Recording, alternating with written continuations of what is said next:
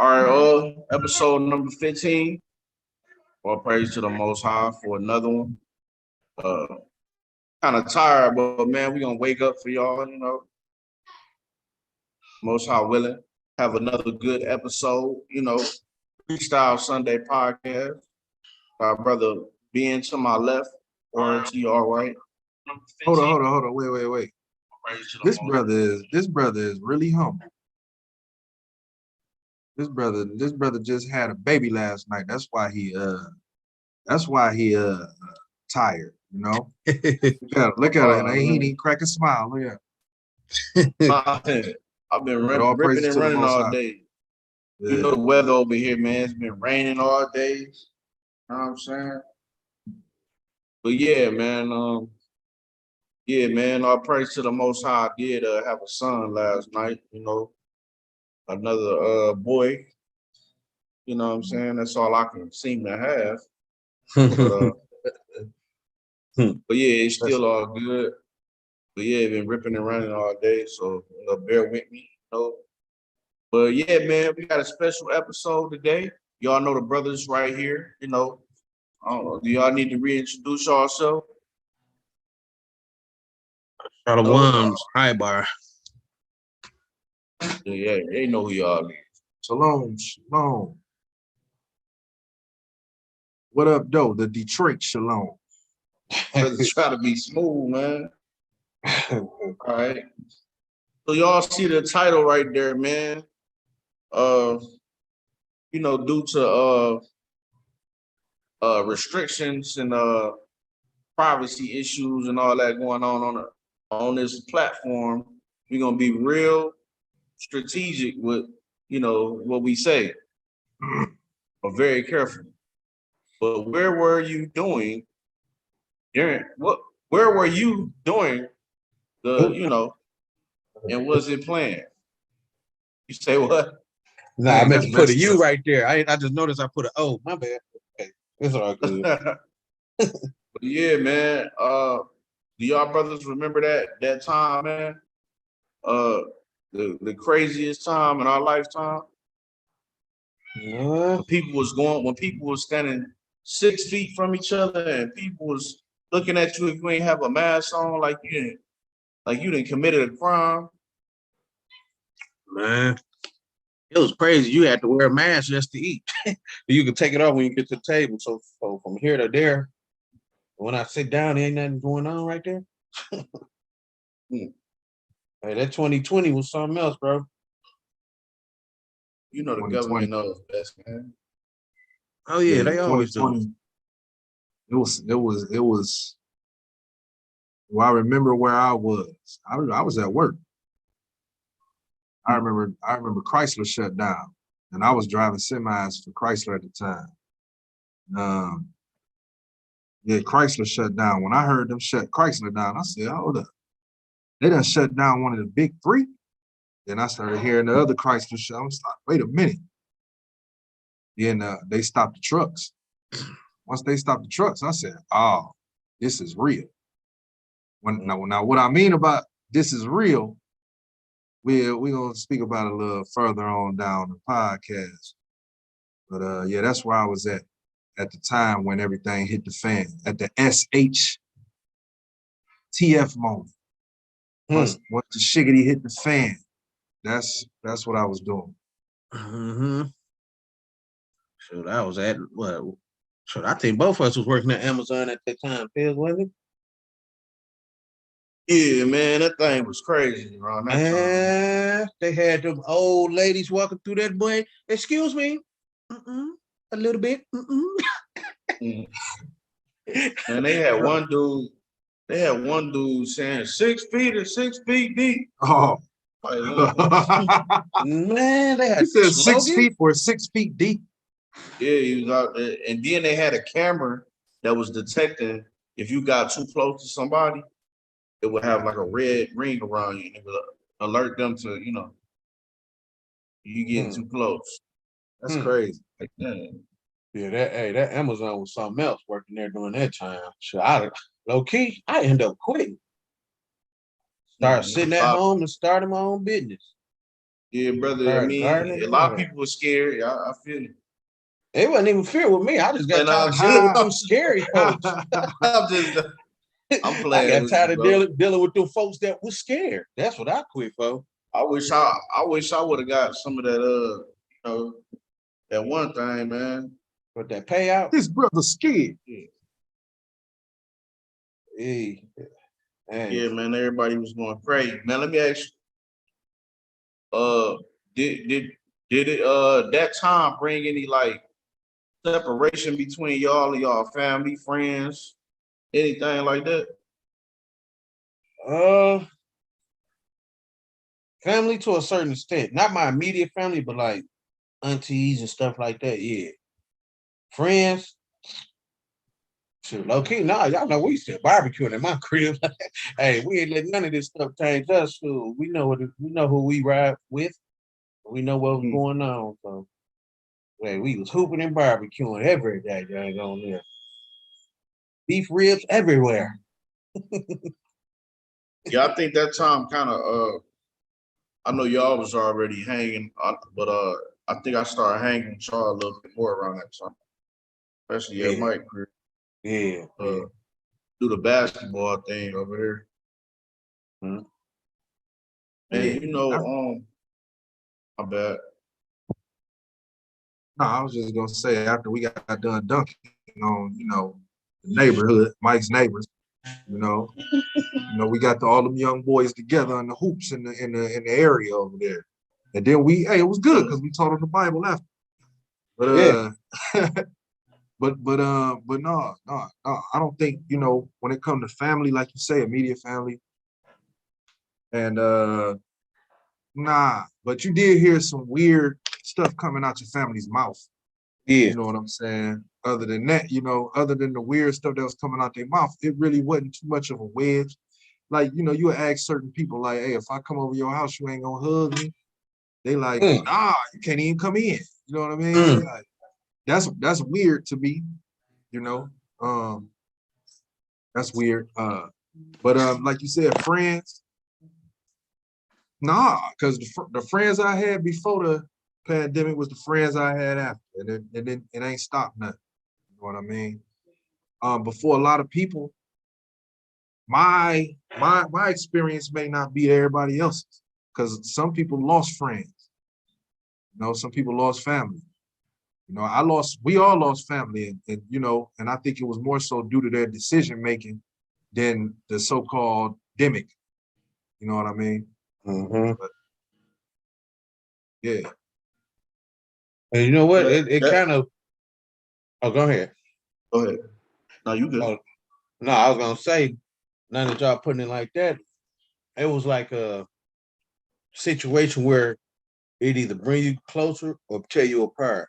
Now that you said that, what you said, Ted, it did bring us closer. Before then, we was still cool, but we wasn't kicking it like that. Everybody had our own lives or whatever we was doing, what we was doing. Now we had a situation where we all sit down and ain't got nothing to do. It either bring you closer or tear you apart. A lot of families got torn apart. I remember seeing a commercial where a girl went to her mama house and they ain't even go in the house. They went in the backyard and the mama had this plastic bag with sleeves on it. hugging them. Yeah, And the mama slid the sleeves and the bodysuit on and hugged her. I'm like, bro, that's some bull crap. I was snatching, like, get this bull mess down. yeah. But see, that was a time that lets you know, not only where you stand with everybody, but what people would do in fear, in the time of fear. Because a lot of people were scrambling, doing all type of stuff. A lot of people was going crazy, you know what I'm Mhm. saying? So it kind of was a testing ground, for a lot of relationships. Yeah. Yeah.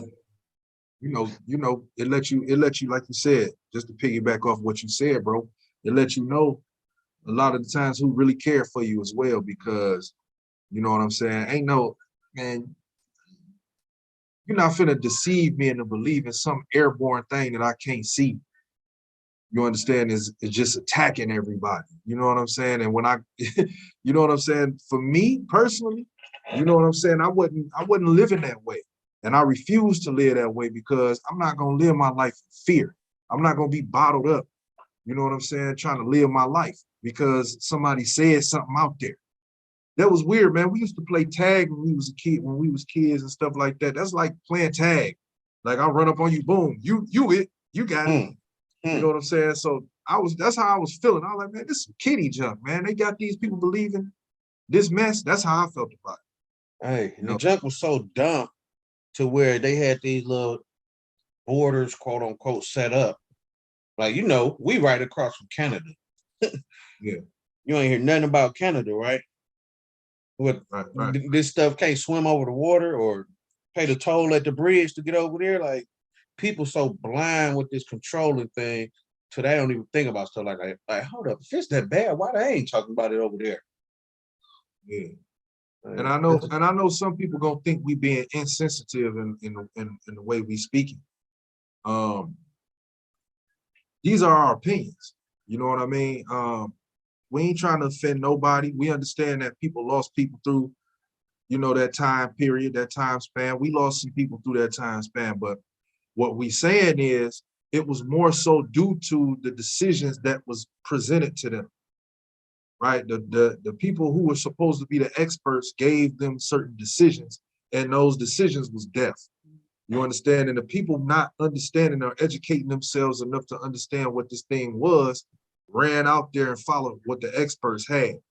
That's what we saying. We're not being insensitive to, people that was lost at all.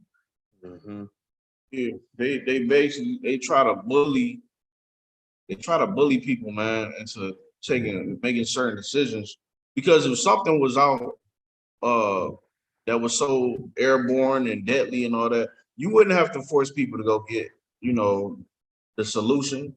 You get what I'm saying? But I think it was a big split between people that believe the narrative and people that kind of question the narrative. You know what I'm saying? So it was kind of like, oh, they ignorant over there. And, the other people like, oh, they ignorant over there. Y'all not looking at this. So Yeah. it was a big social media clash going on with information being shared and, things like that around that time. Well, you know what, man? Let's kick it off. Play the first video, and let me get y'all thoughts and memories and things on that. Hold up. It's a brother in the chat talking reckless, talking about we ain't hooping. Listen here, brother. What? Come to Tanzania. Come to Tanzania and catch your issue. Oh, I right. see. Call his name out. What's his name? Chilling with the Antros. You know who that is? Oh man. Yeah. The brother Ibar looking fella. You silly little man.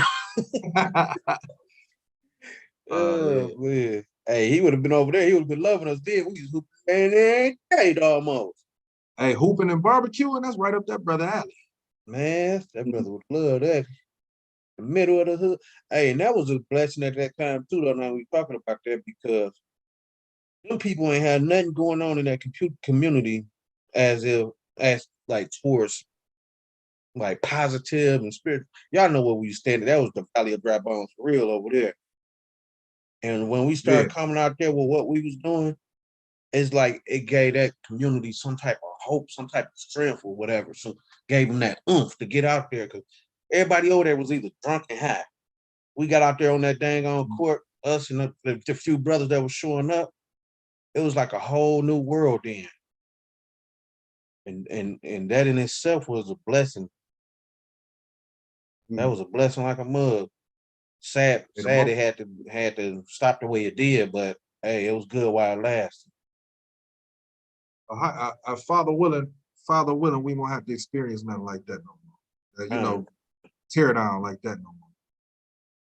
For sure. You say that first video to his ass? Yeah, man. Y'all brothers come to Africa. We can hoop all day and night, man. Mosquitoes, everything, all night. Hey man, bring you some good shoes with good grip though, because boy, these courts is slippery over here. Man, I see part one, people losing their job. I don't see no video. You talking about the part one, part two, jab reaction? was Part one, it just say people losing the job, ain't no link to it.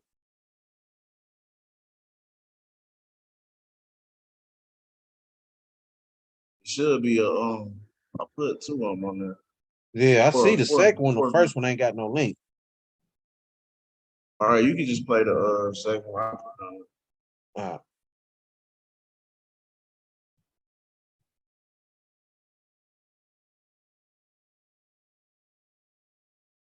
Fair use. See the disclaimer.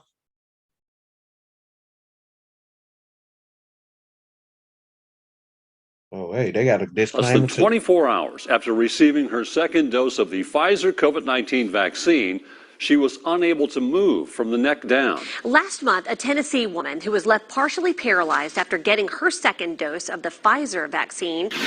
Only 11 spoke with a local woman who says she lost feeling in much of her body just hours after getting Pfizer's COVID-19 vaccine. You are, as you write, one of the unlucky ones who suffered, was diagnosed with Guillain-Barré syndrome. A BC man who says he suffered a rare COVID vaccine injury that left him paralyzed will be getting financial support from the federal government. Now, if you got sick after taking the vaccine, what would happen if you did get sick after taking the vaccine and when you tried to get help, everyone just treated you like you were an anti-vaxxer? The vaccine took my immune system and just shook it around again. Agony and chronic pain. In our coronavirus coverage, a Utah woman and Utah senator are teaming up to get some answers. This comes after a group claims they've experienced life-altering injuries that they believe are from the vaccine. A shocking reaction to the COVID vaccine. New at 5, the CDC says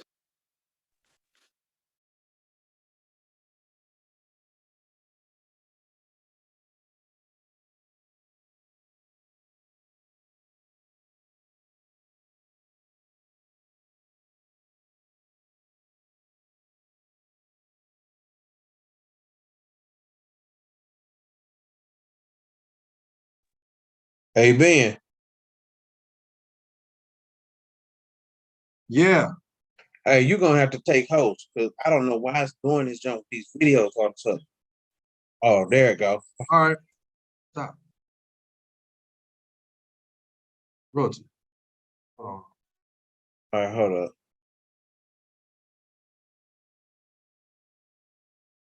But some people aren't taking it. The ones that get very sick and go to the hospital are the ones that don't take the vaccine.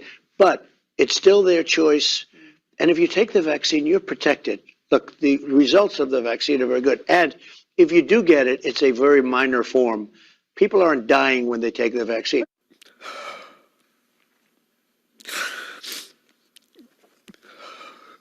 We used to go fishing, camping, do everything.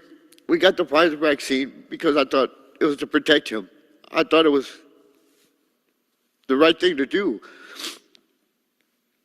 It was like playing Russian roulette. My government lied to me. They said it was safe.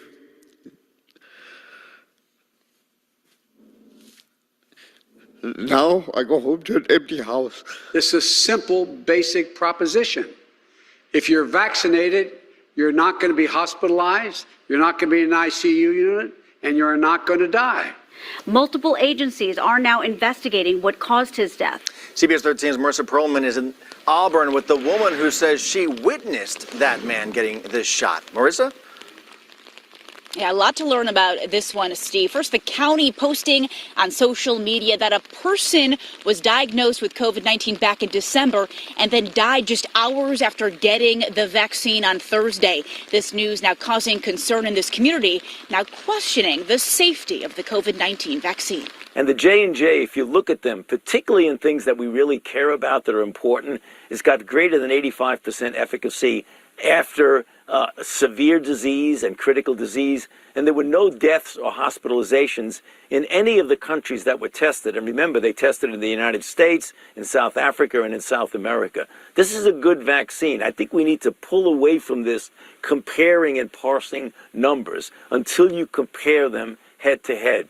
Just be really grateful that we have 3 really efficacious vaccines. Local woman says her mother died 2 days ago after receiving the Johnson & Johnson vaccine. And now she believes the dose is what caused her mother's sudden death. Off the top at 6, the CDC is investigating the death of an Ionia County wife and mother who received the Johnson & Johnson vaccine. It's one small step for Emma Berkey, but one giant leap in her recovery. It's about 6 months since Berkey suffered from rare blood clots after taking the Johnson & Johnson vaccine. From smiling with her family to an agonizing hospital stay, 51-year-old Nicole Audia says the Johnson & Johnson vaccine sent her into a physical tailspin. I was in the hospital for 6 weeks. I was out of work for 10. My heart will never be the same. And we've got to get to this other breaking story. As we speak, the FDA and the CDC has announced that they are now recommending a pause in the use of Johnson & Johnson's vaccine. The FDA and CDC calling for a pause in the use of the single-dose shot out of an abundance of caution. Was a pause necessary in your view? Yes, I believe it was necessary for a couple of reasons. So what's going on here? Sudden death among healthy working age people worldwide is skyrocketing. Here in America, it was up 40% during the third and fourth quarters of 2021. Our next guest contends a 10% jump would have been a 1 in 200 year event, but this was 40%. And so we have a health problem, a national health crisis, and at the very least, it should be examined and discussed openly. Unfortunately, the vaccine is a taboo subject, and it's not allowed to be discussed in the mainstream media or pretty much Mike, you can, your health authority. So this is a problem that needs a pretty long video. Wanted to get some major points in there. You say that's it? Yeah, that's crazy though, right? Yeah. That thing go on and on and on. Yeah, people still, but everybody forgot about these moments, man. And I just wanted to recap on it, for people, because people have a tendency of, waking up and going right back to sleep. So I wanted to recap on these moments of where was you during this this time of this was probably one of the biggest times of my whole life, you know what I'm saying, that I've ever seen anything like this. And I would say in American history, period. You know what I'm saying? Yeah. Is these people who's warring against us is looking like, man. Call it out what it is, man. Call it what it is. Biological warfare, you know what I'm saying? Nothing new under the sun. So I think about that right there. Hey, yeah, I'm with you on that one, especially when it comes to the biological warfare thing and all that. I agree with you on that. Well, yeah, hey man, listen, it's almost like you can't really understand. You don't know what you can and can't say on here. I want to say a whole lot, but yeah, I feel as though, man, it's biological warfare against the people all over the place, man. We dealing with it all over the place, but on a grand scale, like right in your face, like that was right in your face right there. You know what I mean? And what make it so bad is they was making movies years before concerning the things that we was seeing at that time. You know what I mean? And that was like a slap in the face too. Like, man, dang, y'all just gonna show us and tell us what you gonna do, and then next thing you know, it happened. Like this, like, yeah. Yeah, the movie for sure. I remember seeing a movie, what was it called? Quarantine. Y'all remember that movie? Yeah. And they basically doing the same thing, locking the building down. You can't come out that thing until the situation get fixed. Hey, Ben, real quick, do you see any other videos in the chat? Yeah, I gave you one the video. host. Do I? Me? Yeah, I gave you the host. I just want to make sure. Oh, they you gave still me the in there. host. Oh, yeah, I see. Yeah, okay, yeah, I see. I see 1, part 2, part 3, part 4. Okay, good. Yeah, Yeah. part 1. That's all I want to know. Yeah, I see 4 parts.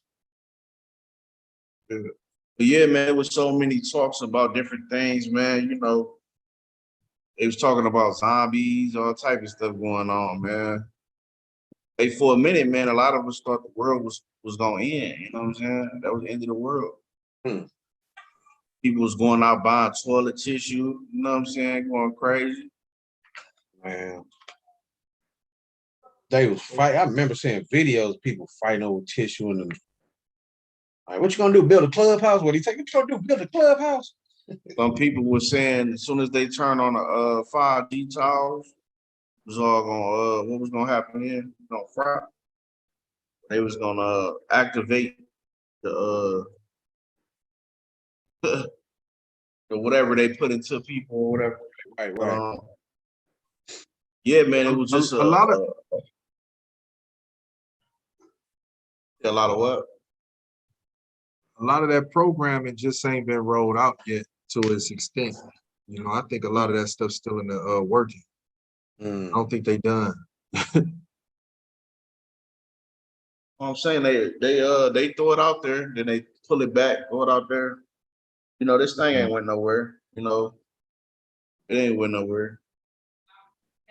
Yeah, and you know, so many people, you know, they don't rock back to sleep. A lot of people was watching. They was looking closely into it, man. I be tripping because, you know, I ain't been in Babylon in years, right? So when I see on TV, matter of fact, on social media, you know, I've been seeing a lot of people going to prom, you know, the high school graduates getting ready to go to prom and things of that sort. And then when I see they people taking pictures with the masks on and stuff like that, I'll be like, whoa, wait a minute, they still wearing masks? I'm like, man, that's, you know, I can't believe it. It's weird to me. I'm like, dang, they still doing that, man. I forgot all about the mask thing too, low key. I don't even think about that, John. Crazy you said that. And it's like all common sense went out the window, man. Exactly. For example, if me and you, right? If me, you, we get into a car, you have your mask on, I don't. We both go into a store and interact with people. I don't have a mask on, but I'm interacting with other people. So therefore I have whatever they have, you know, so to say. You take your mask off when you get back home with me. So now you got what I interacted with, right? It's like people, common sense went all the way out the door. You had people in the car with the windows rolled up with the mask up to here. And it's like they systematically created a boogeyman, you know, that nobody can see. Now, am I saying that it didn't exist? Was it something that they created or it didn't exist? I don't know, man. I don't know.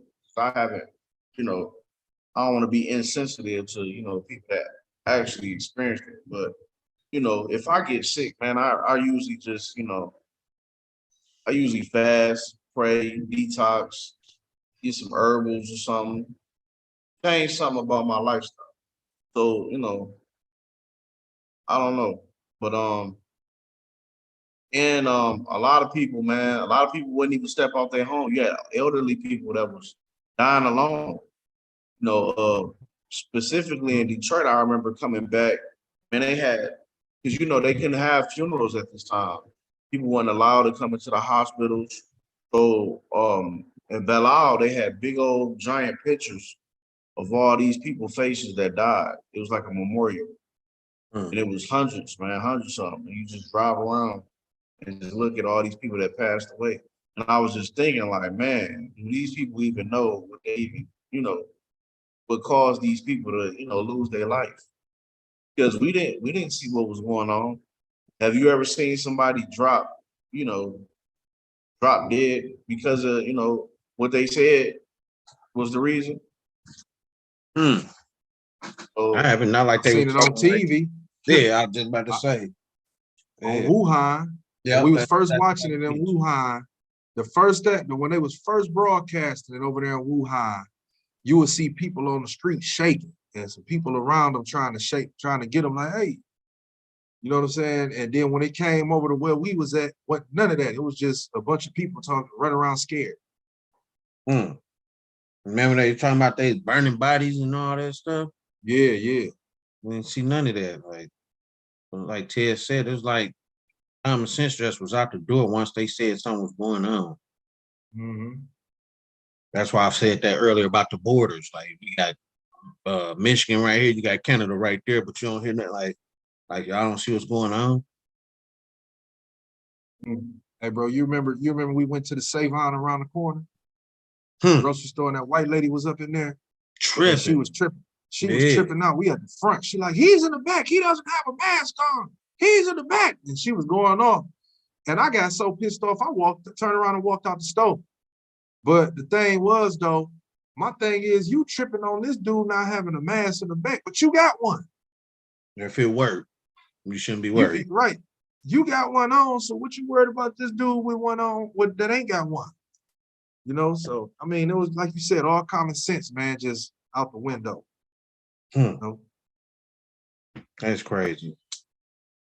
That's crazy. Man, like, what y'all think about you know, that was a special time where a lot of people was getting paid, man. You know, a lot of people was able to come up on some money. So but I did notice a lot of people starting businesses, LLCs.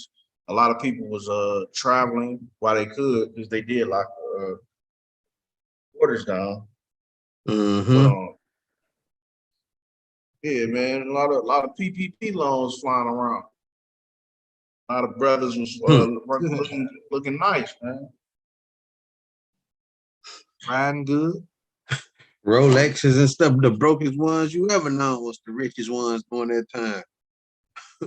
Hey, man, I don't know about nobody else's city, but I know in my city, all I heard was them doggone Hellcats and Camaros peeling out everywhere.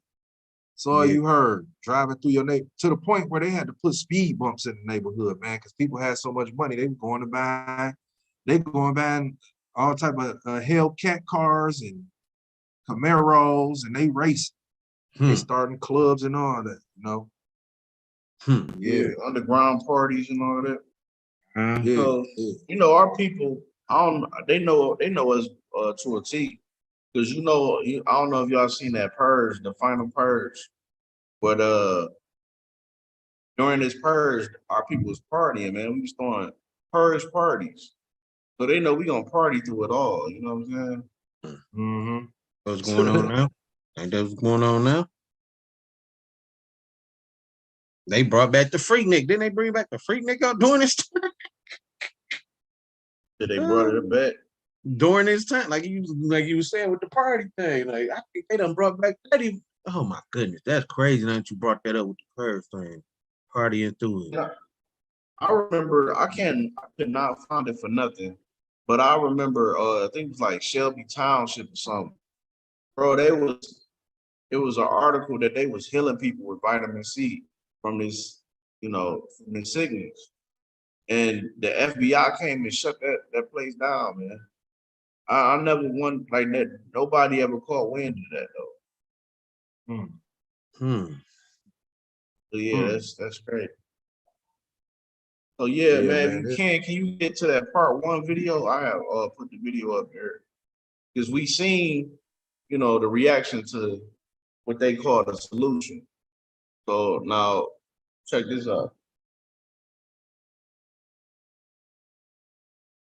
Check it out. 1 sec, we're gonna pull it up. Some people had on whole suits, man. Whole astronaut suit.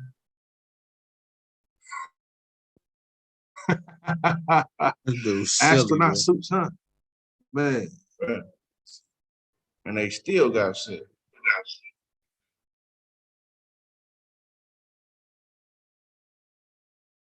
Yes, sir.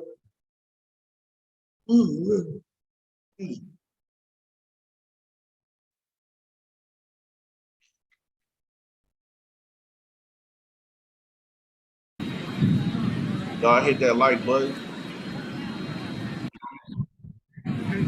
If we don't stop this now and do some kind of change, it's going to create a domino effect. Everybody across the nation is going to be forced to get things into their body that they don't want, and that's not right. People move from other countries to come here to escape that sort of thing. They do not want to get this vaccine, or at least they want to wait till it's not under an emergency authorization. And I hope that they let them have their jobs and keep their jobs.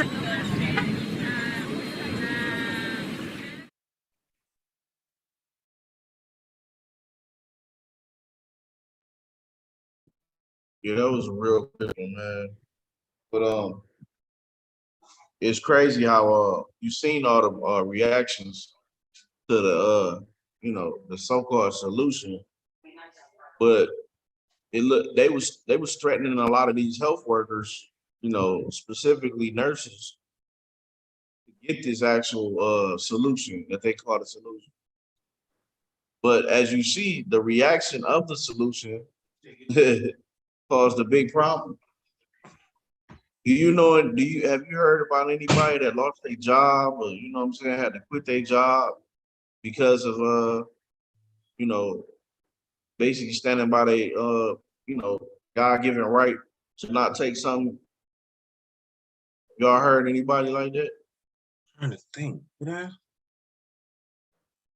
Well, me personally, I don't know nobody who just lost their job, but I know some people who ain't go back to their job. You know what I'm saying? And I guess that could qualify as, losing a job as well, because the thing is, you got a lot of nurses, people who work in the medical field. And also you got people who deal with jobs where they may go to people's houses and things of that sort, going to people's doors, like people that's meter readers and things of that sort. You know what I mean? And so they be wanting them people to get the, get the serum. And a lot of the times, some of those people like, you know what? I'd rather not go back to work than to get what y'all trying to make me get, and they'll go find, and I know a couple of people who actually went and found them a different avenue, to make some money. They got up out of there because they wasn't trying to get with it. Can you imagine you get the solution because you scared you're gonna lose your job. You really didn't want to do it, but you scared you're gonna lose your job. They're making it mandatory. Okay, then let's say a few months down the line, they open it back up. They say, never mind, everything's all good now. Ain't that crazy? That's what happened. That's what happened, That's man. crazy. That's real crazy. And that got to make you feel some type of way. And a lot of people don't feel no type of way because a lot of people just go along to get along. But the ones who ain't going along to get along and really like, no, I ain't dealing with that. And, is really, they'll really be the people who ain't gonna deal with it in the beginning, in the first place. But those people who get it and then they come to an awakening after they done got it of what it truly is, and then down the road situation, find some herbs, find something that can really like purify your blood or something. I don't know if it's possible, but if it is, try to find somebody, a doctor or somebody who can holistically cleanse your blood and get that stuff, whatever it was, putting up and people up out of them, because a lot of it was metallic. A lot of the things being, given to the people had metals in them. You know what I'm saying? And those metals, doing some high. I was hearing some stuff like nanites and things of that sort. You know what I mean? Really like getting the body prepared for a next step. You know what I mean? Like, remember you were saying the 5G towers earlier. If you get some metal inside of a person's body, that can turn them into antenna, so to speak, right? And if you put waves out there coming from certain towers, that can cause it'll cause a frequency to appear in a person. But that's just a little talk. That's that tinfoil stuff, man. You know what I'm saying? So Hey, that's some talk. Hey, speaking of that third video I put up, man, you can click on that. That kind of go with Ted's question. People, do we know anybody that lost a job during that time? Like you said, I know a lot of people that quit. Heck, I was one of them. Shoot. I quit not because I was scared, but I quit because I got tired of being around the scared folks. You couldn't even breathe normal. We in this factory with this junk on our face. You got to walk around and do all this heavy working, but you can't breathe right. You got to put this piece of paper on your face. I'm straight.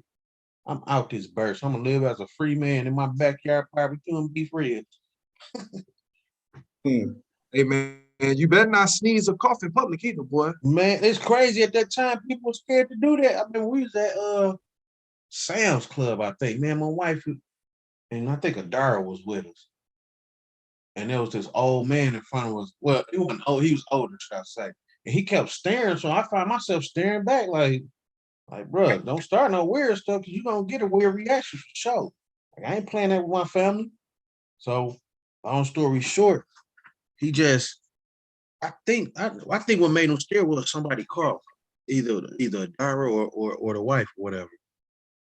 But he just started staring, so I'm looking like, bro, first time you do some goofy stuff, I'm on your head. Like, for real. Like, I ain't got time for that bull crap. But yeah, like you said, you can't even cough. You can't sneeze. You gotta duck off outside real quick to go and sneeze just to keep people from being scared. Like, man, people were sneezing and coughing way before this stuff even started, man. Man, that junk crazy.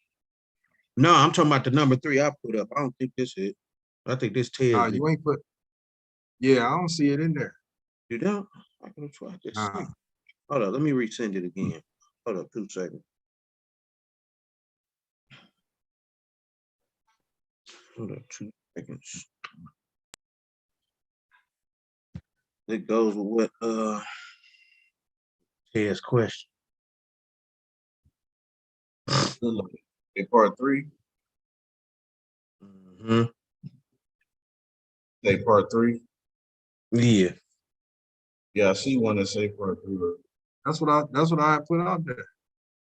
You know what though? I have put one in there. Oh, well, yeah. Yeah, I don't even see him. Oh, okay. I see what you got. I see what you got, bro. I got it. No. All right. I see it. You said number 3? Yeah. All right.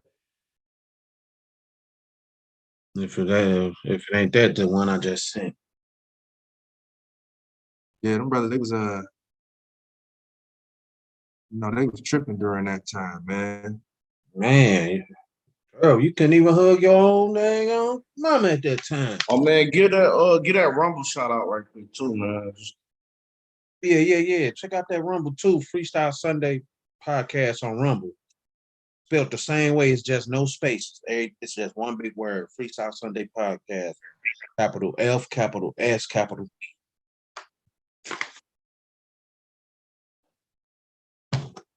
That's where all the content that we can't put on YouTube, it goes over there. You talking about right here? Is that it? Yeah, I think, yep, that's it.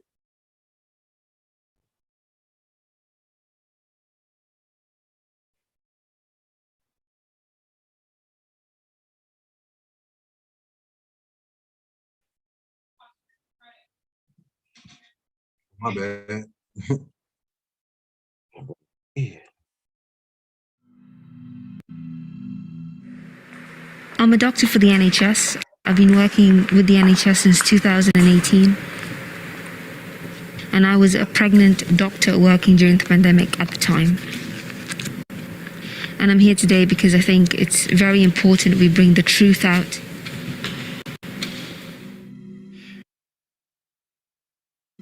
There have been a lot of errors during the pandemic, and it's cost human lives. A lot of people have died senselessly. When the pandemic happened earlier this year, I saw it go through all the different countries, and a part of me believed that our country will be prepared. We're a leading country in a lot of areas, especially in the field of science and medicine. So I thought nothing could go wrong in Great Britain. And I had faith in the government. I had faith that they would protect doctors and healthcare workers so that we could protect our patients. They're not showing us how many healthcare workers have been ill in ITU. They're not showing us how many domestic cleaners have died. They're not showing any of that. I am not allowed to speak to anybody in the media, and that made me very upset.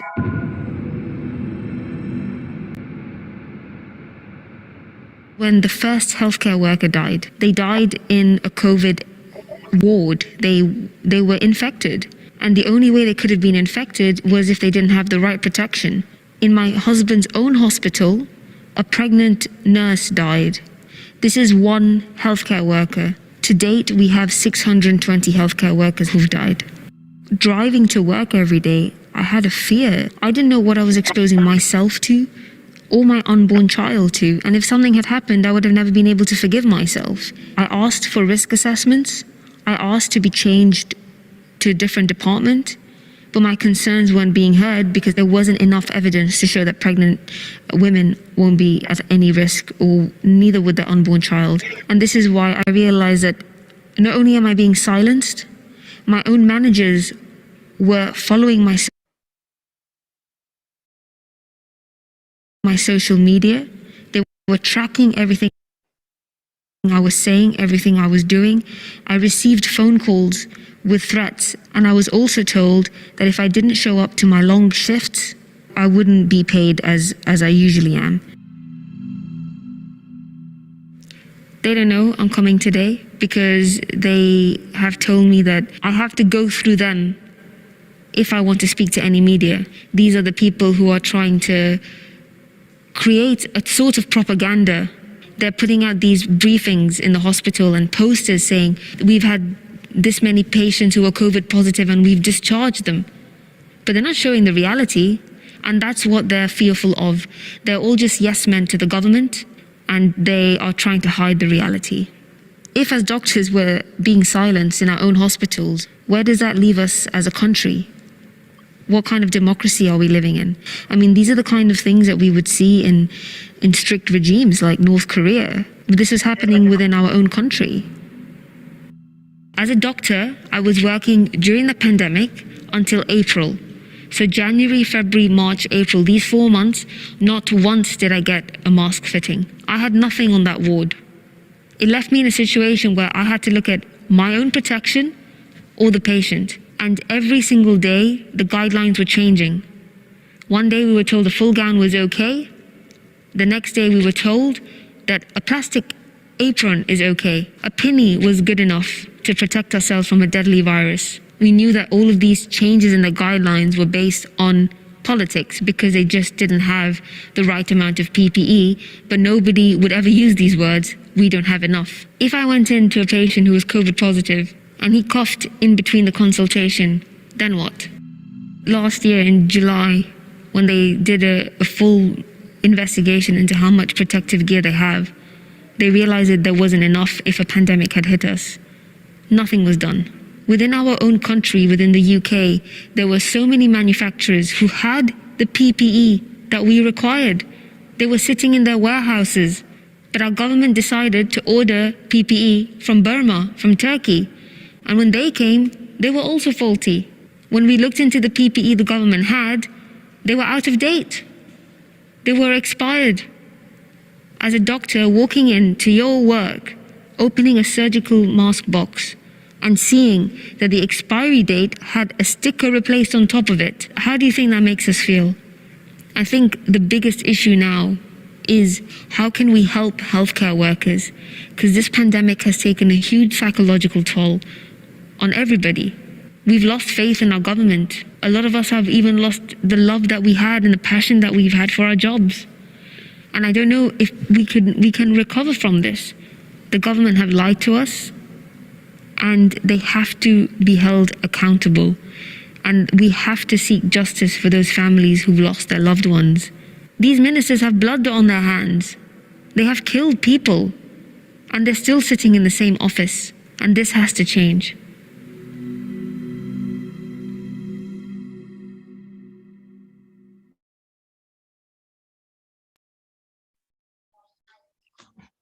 Yeah, that's crazy. That's such a fear.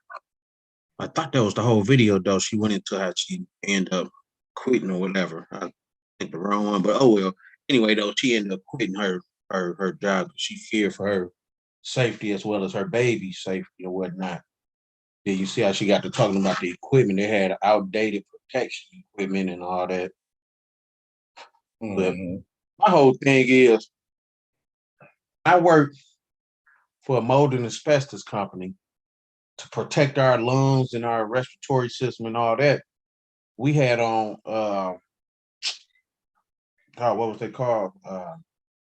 Basically, we had on respirators with filters on the side of them. We change them every now and then. During this time of the 2020 situation, we're dealing with the world's worstest virus or worstest situation. And all they asked was you to put a piece of paper on your face. He said, Yeah, like basically that's all they were doing. Like, put this paper on your face. But yeah, firefighters got to go in this smoke and put a respirator on with filters on it. But we dealing with the worstest problem in the world. Why we ain't got these filters? You know what I'm saying? Like, why we ain't got better protection than a piece of paper and some plastic gloves? That's because, man, it sounded like it was an experiment, man, because a lot of the stuff that they was telling us, it wasn't consistent. Like we seen in the other video, they were saying, oh, you get this, then you won't get sick, you won't, you know, be in the hospital or experience these complications. But as we seen, the majority of the people that was ending up sick was the ones that actually got it. You know what I'm saying? Yeah. So a lot of those people that got sick and did get it, they were asking questions like, okay, well, why are we all getting sick and those people ain't? Oh, they said, okay, and they waved the magic wand again, and called it what? Asymptomatic. Oh, asymptomatic. You can have it, but without any symptoms that you're showing. Right. So, you know, I think after a while, man, people start, you know, like, some ain't right. But still, you got the majority of the general population, man, that really they don't question anything. You know what I'm saying? And they start coming with different variants. Oh, this, you know, Omicron or Delta, you know, all these different things. I think it was just to put fear on a lot of people, man. You know, 'cause we see a lot of rights was getting taken away. A lot of people was you know, giving over their rights voluntarily. Willingly, Yeah, so I don't know, you know man. what else came through that? Say what? You know what else came through that? What? Fact checker. Who the heck is that? Like, you can't even say certain stuff without this fact check situation going on. Like they got all the rights to say what's right and wrong now, to say. Like, and that sounds like a form of freedom of speech being taken away now. Man, it just looked like they were so like thirsty to get people to get this thing, man, because they were offering a free Uber ride and $300 if you go get this. Man, I remember they was free donuts for a year. Yeah, they was offering free weed, free college, or not free, but I think they paid basically free college tuition. Newports. Man, like, if this junk is that good, why you got to offer all these incentives to get somebody to get? And then why you offering Newports? Because I only know one people that really smoke those. Hey, yeah, man. You remember we was watching that protest they was having up in Lansing, right? And the white dude was like basically saying, we feel like this is a Southeast Michigan problem. Remember he said that, man? Yeah. We know what's in Southeast Michigan. Detroit, yeah. Detroit. Easter, River Rouge, Romulus. Yeah. West, like all the melanated ones.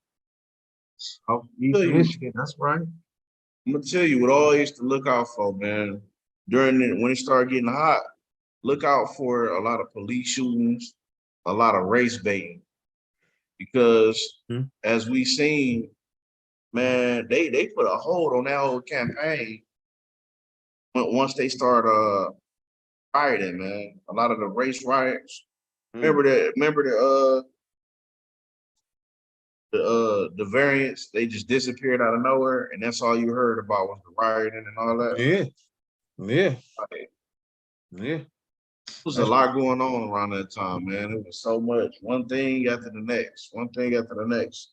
Like it's still going on, you know. They always talking about something. Mm-hmm. Putting that fear on the population. Yeah. And through that fear on the population, they can control it. Yeah. They can Yeah, control people don't it. think logical and when they're in fear. You know, they just go out and whatever what you would normally question, you know, and use your common sense. When you scared, just acting out of instinct. A lot of people, you know, a lot of our people did that. And it might not be tomorrow, it might not be next week, it might not be next year. But who's to say what you put inside yourself, it won't have a long-term effect on you 5-6 years from now. You know what I'm saying? Mm-hmm. Yeah. Yeah. So, hey Ben, you still there? Give me 1 second. 1 second. All right. I was Well, gonna why? ask you to, huh? Oh no, go ahead. Nah, you good.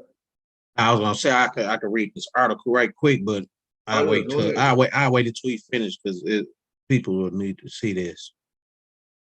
No, you go ahead and read the article because he's gonna take a minute. Do whatever he gotta do. Okay. No, I'll be there in 1 second. It ain't gonna be but maybe about 1 minute. But y'all do what you gotta. Okay. No, it's an article, and it's basically called "Order from Chaos," and it goes into where it's at. Okay, here you go. And it goes into. See, I want people to see this though. I want to share the screen so people see it. But it basically goes into it's basically a Masonic. What's the word I'm looking for? It's basically like a Masonic. Doggone, dang, I can't think of the word that I'm looking for right there. But it's like an initiative to the world, quote unquote. Like, and I'll give you an example of Order from Chaos. Like when you got a dog in the house, been tearing your house up. Every time you leave, your pillows broke, toe up and all that, shoes chewed up and all that.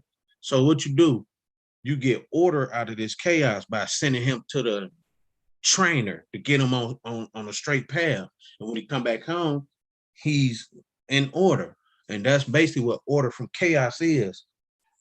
Basically, people start getting too free-minded. So now they had to create some type of chaos to get order back. And that's basically what was going on. Create the problem so you can present the solution. Basically. Exactly. And it's a Hegelian dialect. Yeah.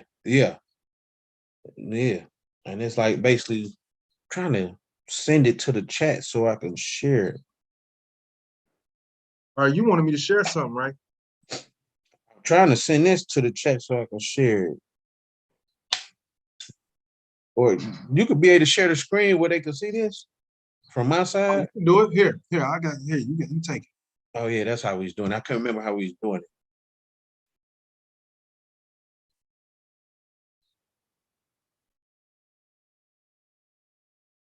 But what I just did. There you go. Okay, all right. Y'all hit that like button, man.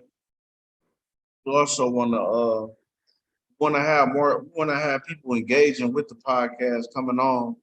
You know, not only just interviews, but you know, like we did with the war, the modern war between men and women. We want to do a part 2 of that. So if anybody want to come on and have a discussion, Yeah. all right, let's Sure. set that up. Yeah, that'd be fun right there. That'd be fun right there. Okay, yeah, that's the article right here. Universal Code Masonry. It's a Masonic article, an essay. Masonic motto. Orbo ab chaos. Which is Sound like some Latin, man. That's exactly what it is. So you already know what that means. And they say, what is the meaning of the Masonic motto Orbo ab chaos?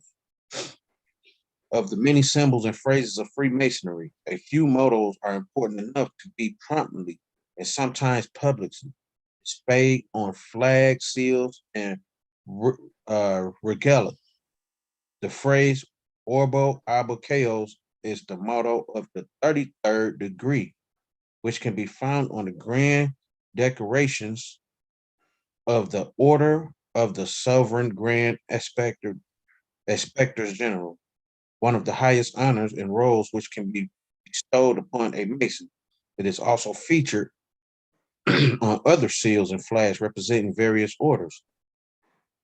This phrase being depicted so particularly in relations to the 33rd degree indicates a tremendous importance of Freemasonry. Indeed, Orbo ab chaos translates to order from chaos.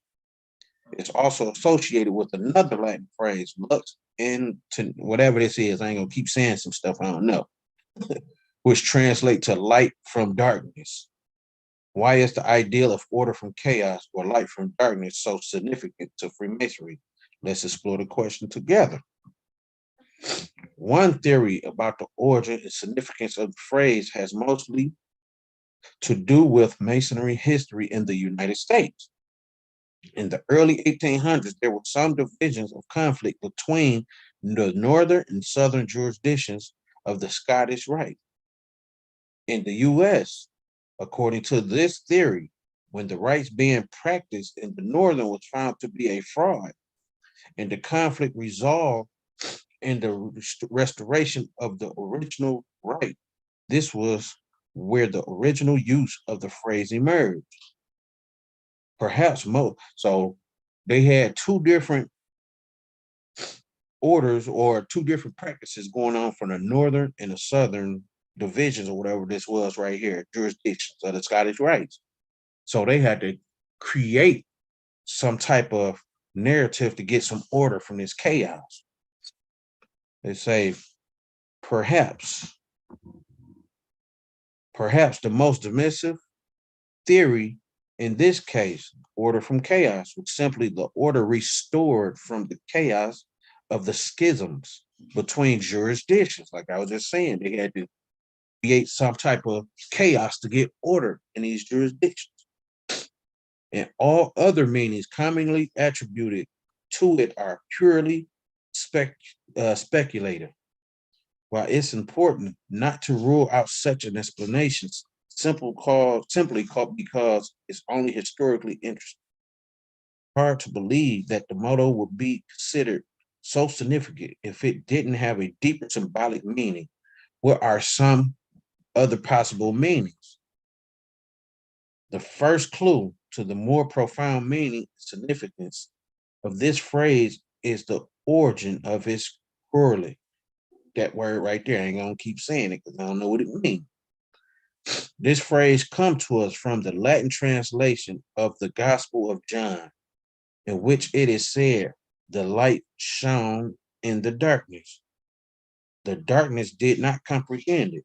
While Orbo, that word right there, I'm not going to keep saying this Latin stuff, can be traced to the early 19th century. This other phrase is obviously much older and carries similar meaning. What is meant when we say to bring light from darkness or order from chaos, much as the operative masons of old took the rough stones of the natural world and hewed and smoothed it in such a way as to be fit for the construction of elaborate in pristine structure, such as cathedral.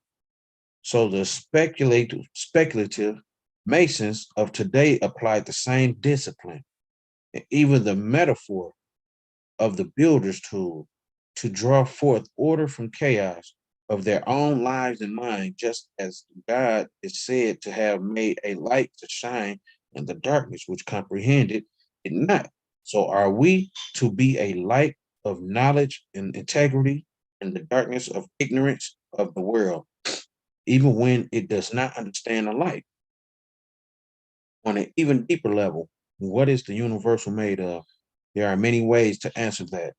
The one and one of them is that it is made of gradients of order and chaos. We can see in history, in our own lives, that these are not two separate things, but are both a continuum and a dynamic process charge. As chaos ensues, old orders are broken down to allow new ones to emerge. Old orders are broken down to allow new ones to emerge. Like yin and yang, death and rebirth, order and chaos followed from the giving birth to one another in a ever renewing cycle of creation and evolution. Basically, they just showing or talking about how they can create something new. They get, what's that old saying? Out with the old, in with the new. That's basically what they was doing through this whole process. Out with the old, in with the new. Let's reset. Let's create some new stuff and get some order out of this. Because you can have this example like this, like the 9/11 situation. It was I ain't gonna say they, allegedly, it was a situation where some planes flew into a building. People was in this building now. The building is burning. It's about to collapse. So this chaos was created. Now people, out of this chaos, now people want some order. So what they do, once the buildings collapse and stuff happened or whatever, now they get all these border patrols, cameras everywhere. Like basically during that time, people sacrificed a lot of their freedom just to get some order. And that's what's going on now. Occupation in the Middle East. Yeah, exactly. Exactly. And like with this situation, it was chaos created. Now it's time to get order. Hey, we need something done about this. Poke, you know what I'm saying? That they got that, they created an order from that chaos. Now you get the pokety poke. That was the order. Mandates. You know what I'm saying? This was an initiative from them 33rd degrees. This whole world was initiated during that time. Except those that truly believed in the Most High, because a lot of people that said, it's crazy, because a lot of people that said they wasn't going to fall for it were so-called believers in God. And they was the main ones pushing it on people. Like, yeah. It was another article in that I was looking for, but I couldn't find it because they had a good example in that. I was like, dang. But I couldn't find it. I ain't read that in a couple of years, though. I was surprised. So basically, you saying it was the whole situation was a tool to really funnel society in a direction in which the controllers wanted it to go. Allegedly, right? Yes. Allegedly, yes. Right. So now, okay, right, okay, and so they say when it starts and they say when it finishes. Like for instance, they the ones that came out and said the media and the so-called controllers, the doctors, the WHO, the World Health Organization, the CDC, right? These are the people who, right, they put the information out there and told us when it happened. So these are the same people as well, because if y'all remember, I don't know if y'all remember, but Trump at the time, Donald Trump declared a state of emergency. And see, people don't even realize when a state of emergency is declared, whatever organization, the CDC or the FEMA or whatever, they're the ones calling the shots from that point on, right? So you mean to tell me they just had a president in place acting as though he was calling some shots when it really wasn't him calling nothing. Right. And so the people who's really in control, right, and needed to move the population into a certain reset, so to speak, because that's what when you was reading that's all I kept thinking is reset. Because the thing is, they wanted to start something over. They wanted to funnel people into it. Because think about it now. Next month, the United States debt ceiling is to be renegotiated. Right, they're in negotiations right now. So the thing is, and not only that, and the following month after that, they got the Fed Now system coming, right? Where they're going to try to have everything on a digital, a digital web, or so to speak, right? So the thing is, do you think the situation in 2020 that we went through for 3 to 4 years, do you think that was the beginning of the push in this direction, the direction that we headed to now? I think it started back with the 9/11 situation when I brought up. All that stuff, it's domino effect, you know. So, hey, you remember Timothy McVeigh? Yeah. Remember that Timothy McVeigh situation? Because at that time, they was discussing, they had a situation where they was discussing smallpox at that time. And it was get what they called it. But that all of that stuff, man, all of it. So now, wow. Yeah, man. That's not crazy. Yeah. And like you said, that reset. If you've seen, I just put a video in the chat and it goes to that reset thing if you want to click on that. You got the host. Oh, dang, my bad. I'll give it back to you because I don't want it to be tweaking out. But yeah, that junk crazy, man. We got makeup. So the question of the title is, where were you during the pandemic? Or excuse me. Where were you during the situation? And right, where were you, and was it planned? So you leaning towards the more so, it was planned. Seem like something going on, like something. Val says.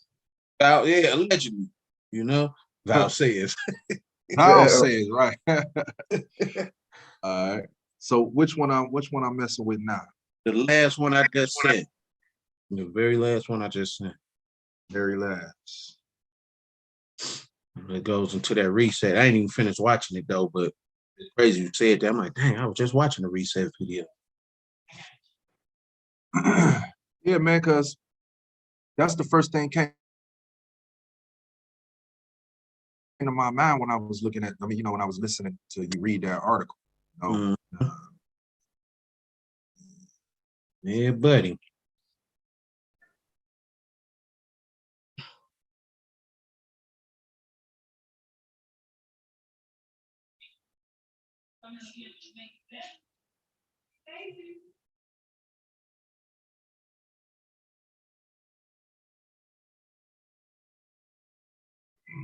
The pandemic has radically changed the world as we know it, and the actions we take today as we work to recover will define our generation.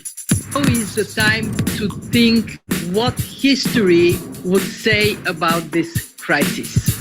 2020 has been challenging on a lot of levels, as economic, environmental, and societal frailties have been laid bare. But it's also proved that when we need to, we can act rapidly and restructure our lives. The recovery from the pandemic is an opportunity. We can see rays of hope in the form of a vaccine, but there is no vaccine for the planet. Nature needs a bailout. You don't want to go back to the status quo that you had before simply because it was the status quo that got us here. With everything falling apart, we can reshape the world in ways we couldn't before. Ways that better address so many of the challenges we face. And that's why so many are calling for a great reset. A great reset? That sounds more like buzzword bingo masking some nefarious plan for world domination. Hands up, this kind of slogan hasn't gone down well. But all we really want to say is that we all have an opportunity to build a better world. And it's not surprising that people who've been disenfranchised by a broken system and pushed even further by the pandemic will suspect global leaders of conspiracy. But the world's not that simple. Every one of us has differing priorities, values, and ideas. That's part of why solutions are so hard to come by, and why we all need to be involved in the decision-making. Because whether it's politicians, CEOs, academics, activists, or you, we're all about getting people together, even those you may not like, to sit down at the table and develop solutions that work for all of us. But enormous trust between the private sector and the public sector for this to actually work. That trust is hard to come by. it's time for people to work together, listen to each other, and build this trust so we can move towards a better world. And we really need one. Because while the pandemic affects us all, it's clear it affects some more than others. The first people who are hit are the people at the front, those who are vulnerable. It is those on the front line who take it first, and that is simply unacceptable. See, at the start of 2020, 1% of the world's population owned 44% of the wealth. And since the start of the pandemic, billionaires have increased theirs by more than 25%, whilst 150 million people fell back into extreme poverty. And with climate change set to dwarf the damage caused by the pandemic, the message from 2020 should be abundantly clear. Capitalism, as we know it, is dead. This obsession that we have had with maximizing profits for shareholders alone has led to incredible inequality and a planetary emergency. But no one can do this alone, and top-down approaches won't get us anywhere, because everything we've learned in our work has shown us that diverse voices lead to better results. And it's for these reasons that the forum talks about something called stakeholder capitalism, which would shift businesses away from just profit. Because if we want to change where the focus of our recovery will go, then we need a new dashboard for the new economy. And that needs to encompass people, planet, prosperity, and institutions. Giving people a real stake in the economy and putting well-being before growth. And that's all about getting the right people in the right place at the right time. We must rebuild our relationship with nature for the survival of the peoples and our planet. We have a window of time which is closing, and we need everybody who cares to get together and find solutions now. It's the people who have great ideas and who share them with others. They're the ones who are shaping the future. So if you want to be a part of the change, then tune in, turn on, and get involved. Follow the Davos Agenda, right here, online, on YouTube.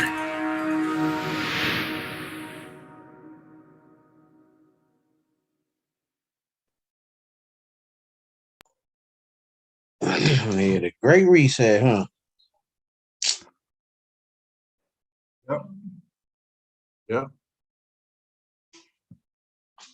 Man, some stuff going on out here, man. People need to wake up and really see and pay attention to this show. Like Ted said, our people party through all this stuff. That's not gonna hit them, man. That's not gonna hit our people the hardest. He does not consider.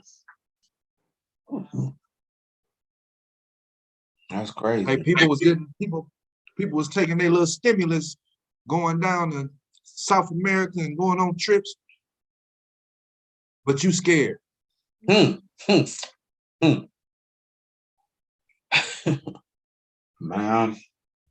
if anything, should have stayed in South America. I'm gonna bite my tongue on that one. I'm gonna keep that to myself. Man, that's crazy. So let me ask y'all this. If you and this is a real short video. It's part 3. Let me ask you, if this dude came to your door, what would you do? What, in the video? Yeah, Yeah. I see what you want. I see you want that one I have put up? Yeah. These kids, boy.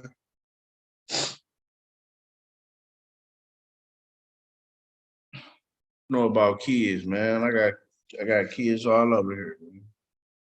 Man, that boy got 10 kids, y'all. Everybody that watch, he got 10 kids. Mm-hmm.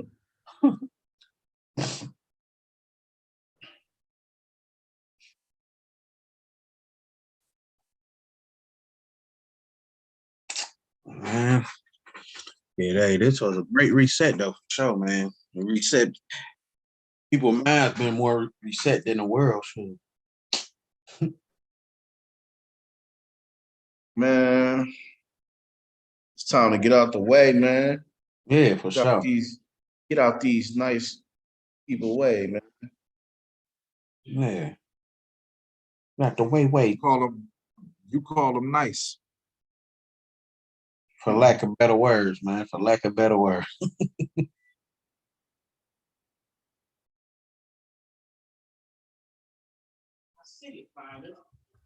I'm not going to be lining up taking a shot on a vaccination for something that wasn't clear in the first place. And then you all create a shot in miraculous time.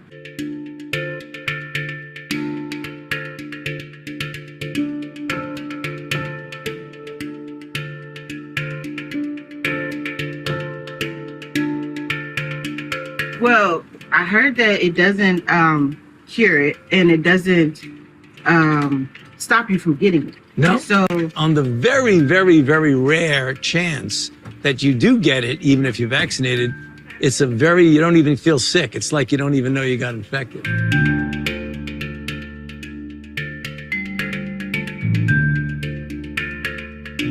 That sound like sorcery.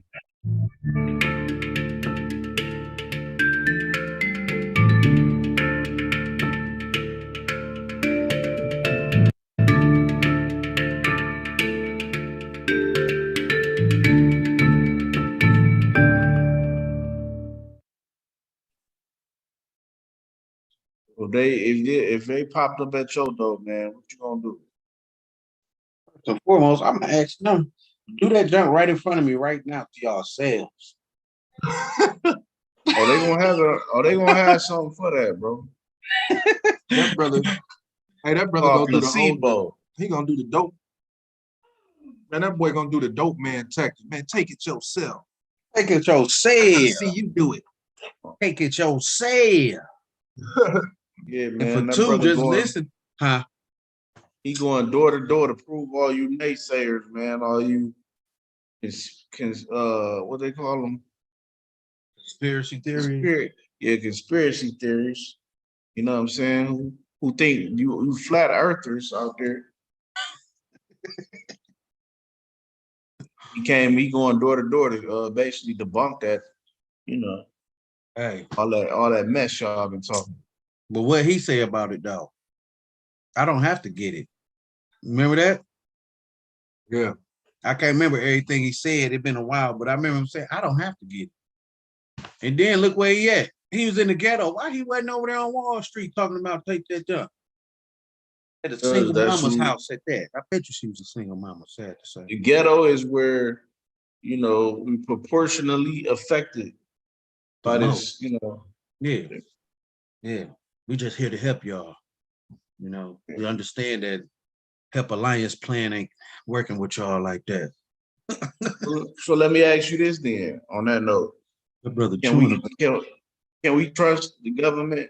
Are they for our best interest? I mean, you gotta be answer like Method Man. Hey, no. Hey, that's on you. That's on the person. You know, you just gotta be able to discern good what's best for you and your family. You know, I'd say that. You just gotta be able to discern. Yeah. He said. Well, I honestly, you know, I don't think no organization too much has a vested interest in the people. especially in a capitalist society. We just watched that video. We live in a capitalistic society. So no organization that's set up to capitalize have a vested interest in the people. They only got vested interest in the capital. So yeah, no, I don't.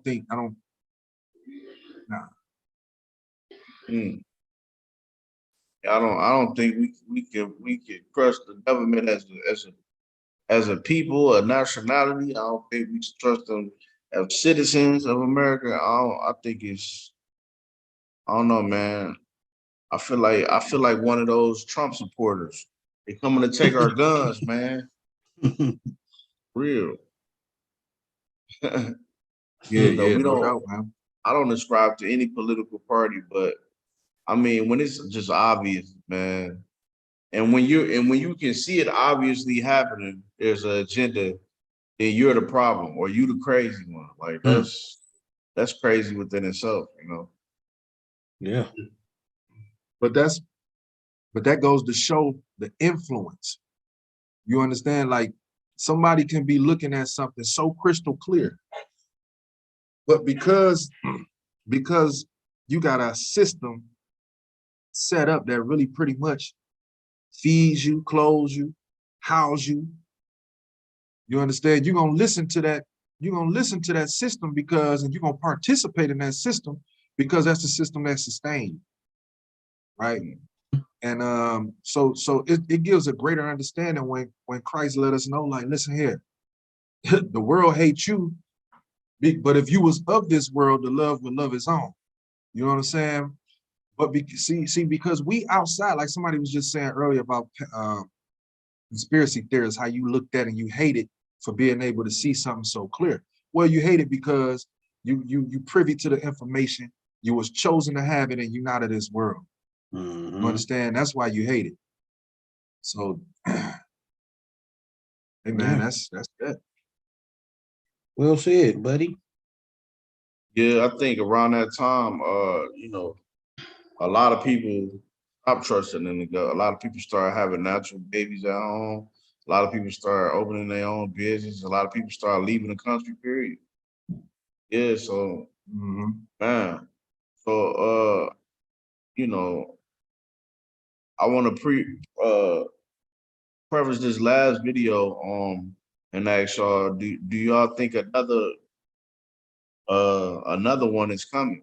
Another pandemic is on the way. You know, we can't predict the future. Me personally, oh, go ahead. Bill Gates can.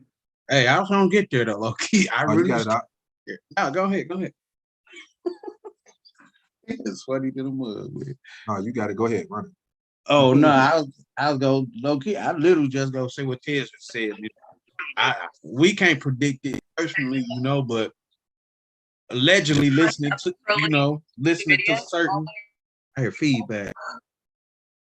Sound like the POs on this thing or something. No, that was me. My bad. Oh yeah, no, I was gonna say, you know, we can't predict the future like that, but you know, researching and listening to certain videos, allegedly you got certain people that say it is going to happen again. We have to get the numbers to set the such blah blah blah. So you know, we already know what's going on. You know, I'm just tiptoeing because we on this platform. You know, I just Yeah, I figured that when you said we can't predict the future,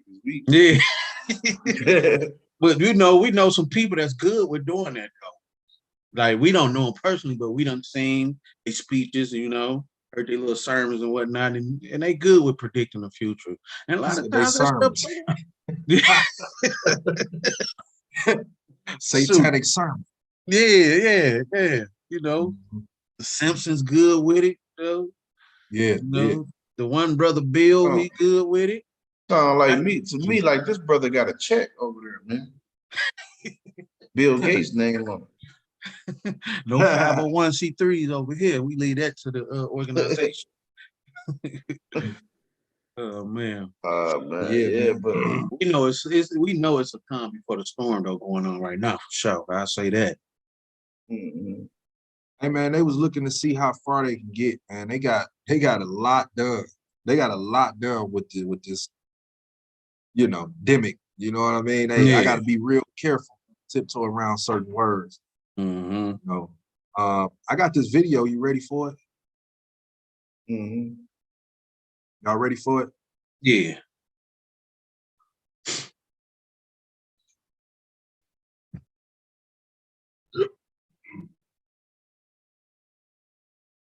Oh, excuse me. My bad.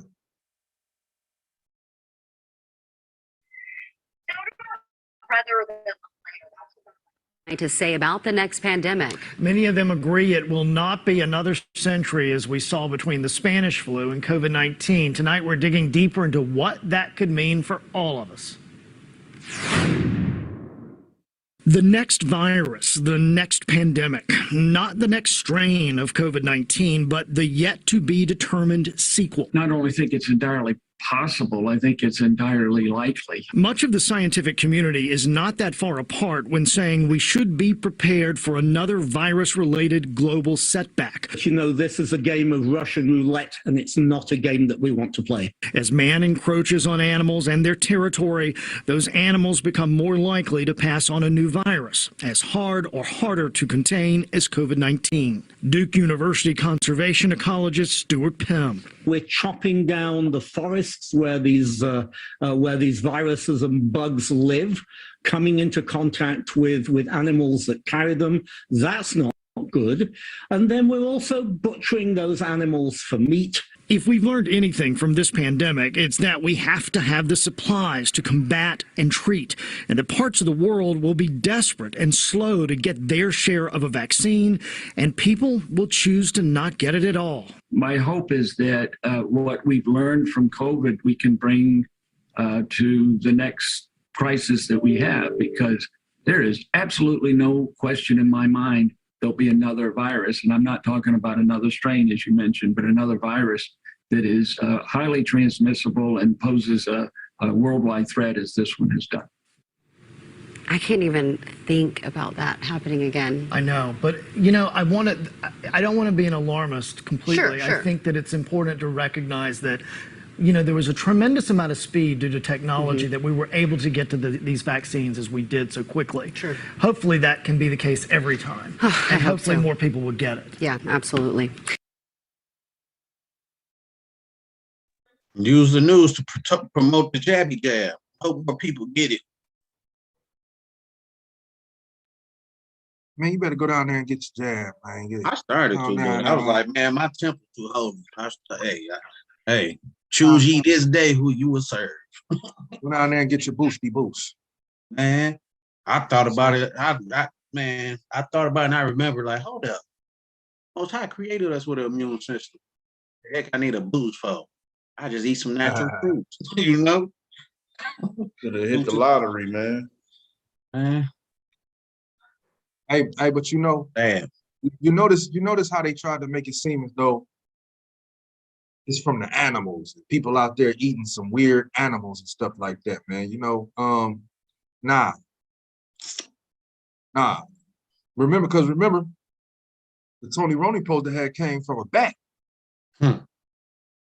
And then I believe, if I ain't mistaken, the Ebo LA, you know what I'm saying? Supposed to have came from a bat. You know what I'm saying? The H1N1 supposed to have came from a pig.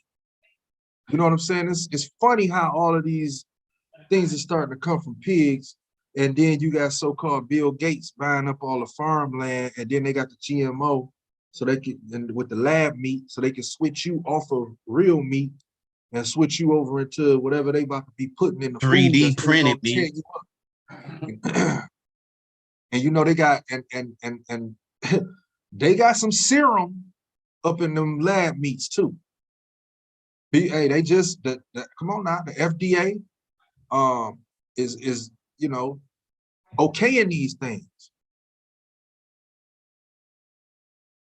Yeah, that's crazy. So it's funny how they try to paint that picture, put the animals out there, and then you got your homeboy Billy over there buying up all the farmland and telling people we ain't gonna be eating meat soon. We're gonna be eating whatever he put together.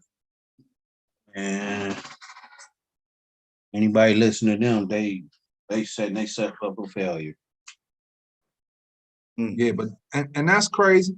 Hey, that's crazy, man. Y'all, hey, what your brother say? Brother say, man, that brother can predict the future, man. That brother is a fortune teller. Man. Yeah.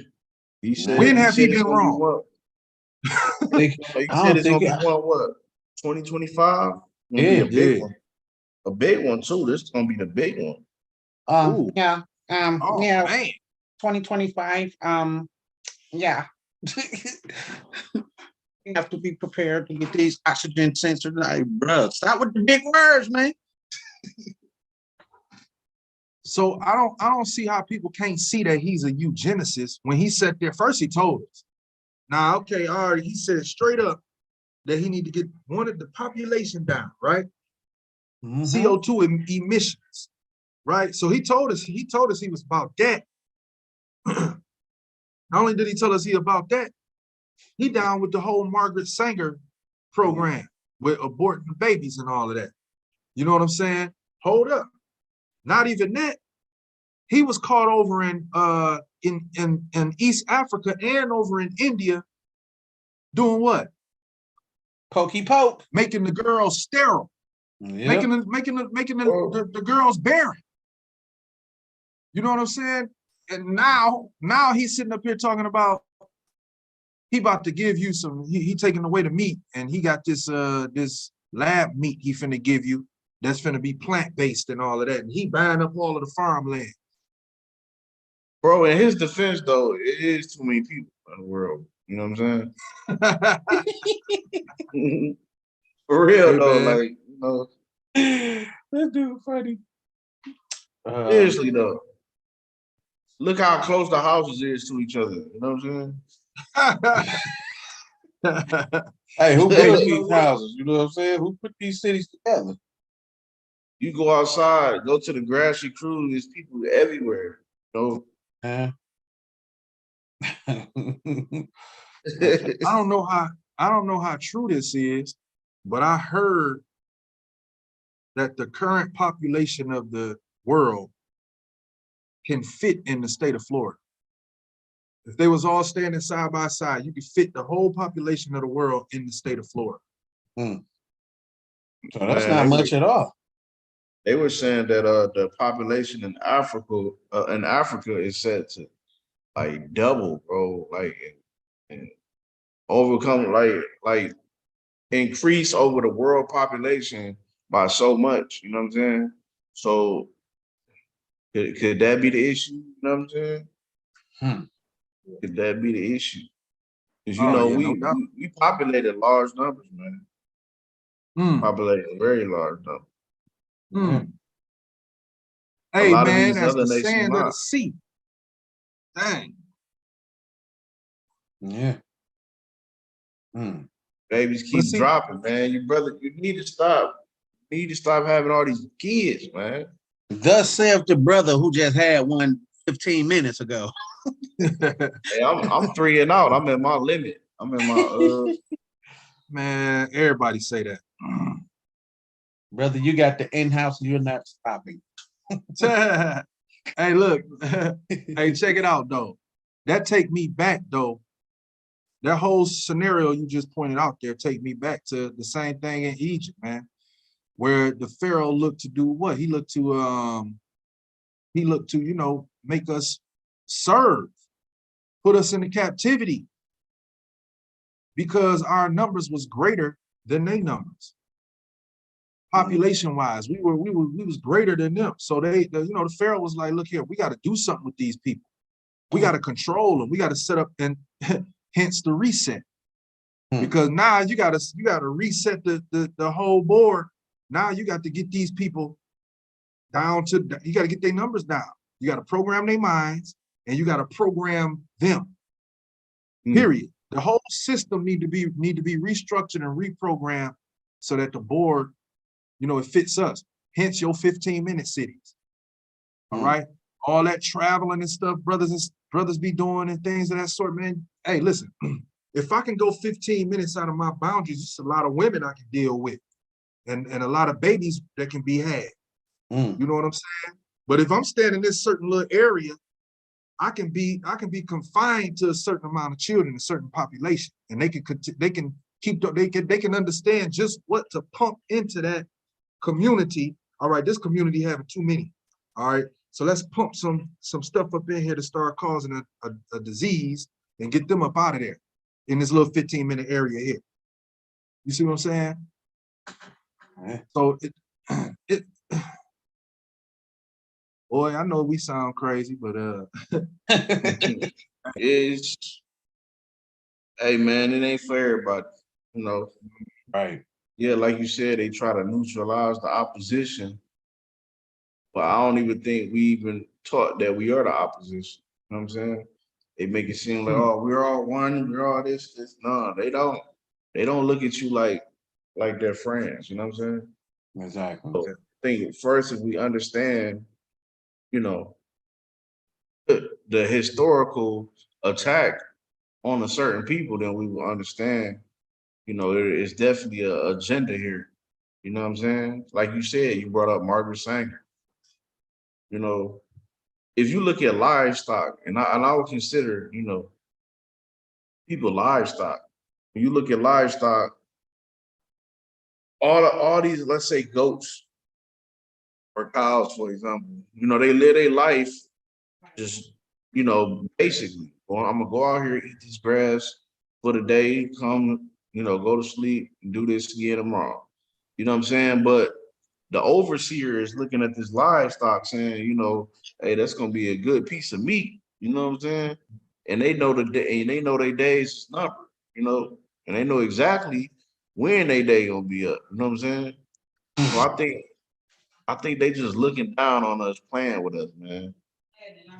But yeah, man. Hey, that basically pretty much talked about everything, man. You brothers got anything else to bring out? Yeah, let me ask y'all this. A lot of them celebrities and people they put on TV, period. Y'all really think they was putting that stuff in their body like they claim they was? Or do y'all think it was just a agenda to push it on a certain demographic of people? I'm glad you brought that forth. I'm really glad you brought that forth, because when I leave out of here today, I want to read a scripture to show everyone that this is how they treat our people, and this is how they've been treating us historically. Right? And I'm saying our people. I'm saying, yes, our people. Because what they'll do is they'll place our well notarized or our people with some sort of notoriety before us, and they'll make them act as if they're going along with the agenda to get those who follow, those of our people, to follow their idol. You know, so yeah, these people was paid off. Juvenile, vaxxed that butt up. You understand? Who else? You had what was the baseball player that died? Hank Aaron. He got it. DMX. You know what I'm saying? You got all of these people who was, and I just named those two. Yeah, it was Hank Aaron. Hank Aaron went in there and was like, you know what, I'm about to do this. Y'all should do it too. Next thing you know, 2 weeks later, he was out of here. He was gone. Allegedly. No, it ain't allegedly. He was gone. Nah, I just say that for the 2 weeks. 2 weeks later, he ain't no alleged. They got a death certificate for him. He was gone. You know what I'm saying? 2 weeks later, he was out of there, man. So the thing is, and then, you know, who was that? Mariah Carey? Was that Mariah Carey up in there? Was she screaming? What was she doing up in there? She was getting it, right? You know what? Here's the video right here. I'm about to put it right in there.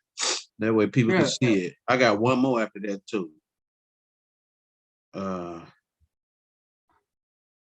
Okay. And see, that's why they took certain books out of the Bible, like the Apocrypha. There's a couple of books in the Apocrypha, a few books in the Apocrypha called the books of Maccabees. All right. Now, in the book of Maccabees, it tells you of a man Okay, it was a man by the name of Eleazar. Okay, and Eleazar was a man of, a man of notoriety amongst the Jews. And the Grecians, they was trying to force our people to eat pork. Our people wouldn't eat no pork, but they tried to use Eleazar because of his notoriety to eat pork in front of our people. He said no. So what they tried to do was give him some lawful meat and told him, you eat the lawful meat and we'll act like you eating the pork so that way your people can eat it. And Eleazar said no. He said he took death. He took death before he ate some pork. Said, no, kill me. I ain't eating that pork. And he didn't eat it. And the Greeks put him to death. Antiochus Epiphanes. Look him up. Antiochus Epiphanes. All right. Good All one. right, so you see. Yeah, it's the one I just sent. The last one. Yeah, look that for those of you who ain't never heard of Antiochus Epiphanes, look him up right now. It's Antiochus Epiphanes.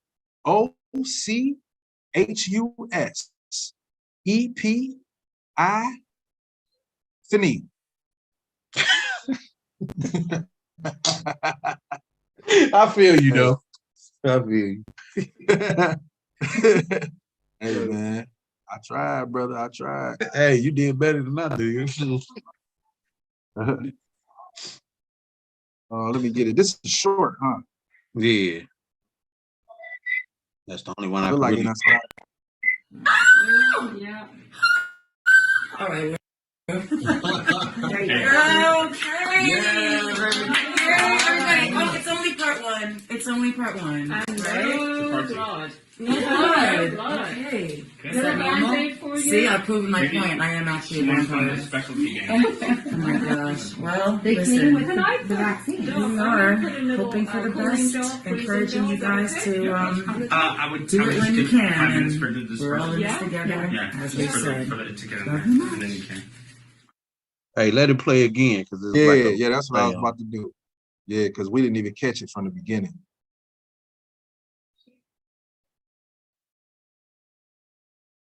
I don't know what's going on. I gotta play it. My bad. I want you to relax this. Oh, I'm filming. That's the problem. I'm in like my filming settings. Okay. And just relax for me. Yeah. All right, Ruth. There you go. Okay, pause it right quick. It's only part one. It's only part. Man, I wish we could rewind it a little bit right here. But if you notice, when you do the jabby jab, it'd be full of little fluids where you have to push it down. If people pay close attention to that, the thing was already down. There was no fluid in there. And then people can go research this too. Toy syringes, where the needle go up in the toy when you apply it to the body. I'm trying to watch my words, man. Dang, I hate this job. But the needle will go up into the toy when you apply it to the body. And there's another video of this surfacing. I just couldn't find it, where they zoomed in and it was in slow motion, and it showed that this was actually a misleading video. She really didn't get that. She ain't put that crap. That's the one I was really trying to find, but this is the only one I could find. But she a good actress. Yeah, yeah. She a good actress, sure. Hey, but that's real sickening though, man, that people willing to sell out. You know what I'm saying? Like that. That's sickening, man. Yeah. But like you just brought out with the Antiochus Epiphanes thing in the Eleazar, they told him what? The same thing she doing. Hey, you ain't really gotta get this pokety poke. You can just not only. Oh, go ahead. No, my bad. I thought you. Oh no, it was just a quick little talking point with the Eleazar situation being just brought out. Basically telling him, you ain't really got to eat the pork. We're going to put you a steak on your plate and have the people thinking that you eat the pork so they can eat it. It's the same situation. You ain't really got to get the pork. just you know, get on this camera, make it look like that's what you're doing, so your people can go get it. It's the same thing. Mm-hmm. I was gonna say, not only was celebrities getting, you know, they love piece of pie, you know, to do their job. You know, you had a lot of doctors, nurses, you know, you had a lot of people, a lot of hospitals, insurance companies. Under the whole Biden administration, they've been giving out incentives, you know, for COVID deaths, you know what I'm saying? For them to say that it was related to COVID. So let's say somebody tripped down the stairs and died, bam, all of that. Or somebody, you know, ammonia, you know, bam, all of that. So they would get paid, you know, extra for that, for saying that. So when a lot of people are like, well, what about all the people that died from, you know, well, there you go. They were paying people to say that it was related to that. Right. Dang, that's messed up. Man, that's messed up in the mud. I got one more similar to this. Where is it? Actually, you see in the chat being where mine say number 2, part 2. If not, I'm about to resend it. Yeah, I got it. Oh, okay. It's crazy. Yeah, you tell a big enough lie for so long, man, you keep repeating it over and over and over. Eventually, people gonna start to believe it. That's why during this whole time of the 2020 situation, basically that whole year, you wasn't seeing Sports Center, you wasn't seeing no regular scheduled programs, you wasn't seeing nothing but that on TV. Every time I walk into Amazon, I'm in the cafeteria sitting drinking a cup of hot chocolate. Look up, it's the same stuff playing on the TV over and over and over all day for at least 6 months. Programming. That junk crazy. Them old folks scared, boy. Scared than the mud. People up 6 feet. That lady walking around doing this again. Excuse me, sir. This right here, or you're right up out of here. Before you play this, me and the young dudes that we used to hoop with, that I was working with, Christian and Real and all them, we was outside on break. We was all at my car. It was a couple of more dudes. We about 6, 7 deep out there just chilling, enjoying the good old weather. It was a nice day, about 70-some degrees out there. And we all chilling by my car, and the security lady walks up. You got all these people in this building. You had to walk next to people just to get to us. But she walked directly to us talking about some, excuse me, could y'all separate? It's everywhere. I say, what? We outside. That's when she said it's everywhere. I'm like, okay, let me go home and check on my dog and see if, you know, he dropped down yet. Since it's everywhere like that. I'm like, people were so brainwashed with this crap. We outside getting fresh air, and they're gonna try and tell us to separate. Of course, bro, you know remember, us. you can only have so many people in your car at that time. Yeah.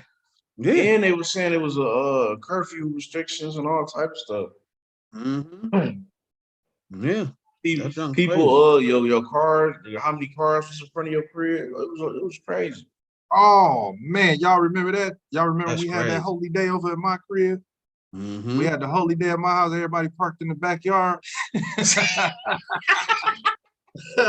We up here hiding just to celebrate. Yeah. So that's some bull. Yeah. I forgot all about that. God, Yeah. I did too till he just said it. Had about 12 cars in your backyard. You ain't got nothing but 2-car garage. Man, that was wild. That's crazy. I forgot all about that. But yeah, this video just showing how they was over in India. It's basically the same thing as the Mariah Carey situation, where people really wasn't even doing it. They just trying to get the world to get on board with this thing. So that, you know, they got paid actors. We know that. And just so happened, look at your buddy right here, fact check. Now I said earlier, during this time, look who's created, fact check. Like, God, dog, this a video, and y'all even doing this one. Like, come on now. Yeah, you can go ahead.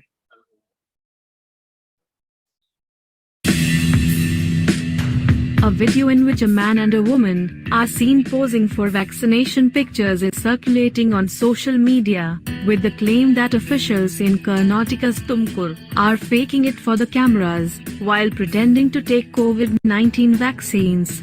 The 43-second video also shows a nurse posing as if she's administering injection to the duo.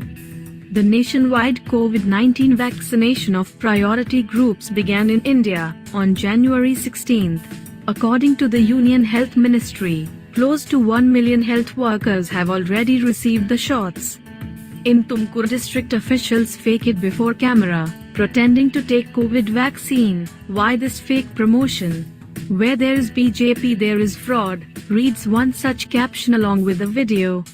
India Today Anti-Fake News War Room has found the claim to be misleading. With the help of keyword search, we found a news report published on January 16th on the website. If you notice, the little Indian lady was getting out the chair before she quote unquote finished with the pokey coat. Like, hold up, you supposed to be getting this procedure done. Like, why you getting up out the chair already? She wasn't even finished.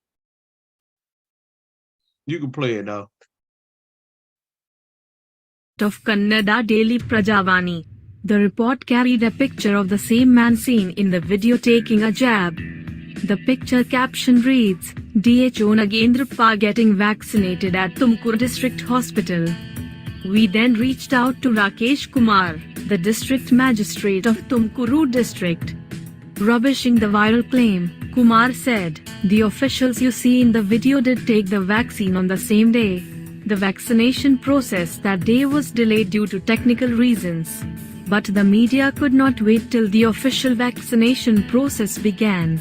The officials posed in that way on request from the media for some shots of officials receiving the vaccine.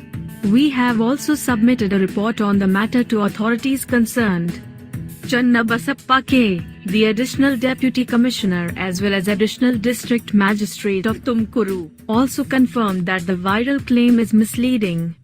We also spoke to Tumkuru DHO Nagendrappa, the man seen in the viral video. Speaking to Afwah, Nagendrappa said, according to the COIN application, my date of taking the first shot was not January 16th. However, I was later informed to prepone the date to January 16th, the first day of the vaccination drive. So, the process got delayed. However, I she's supposed to be shooting them up. the same day. We posed for some pictures on request from the media.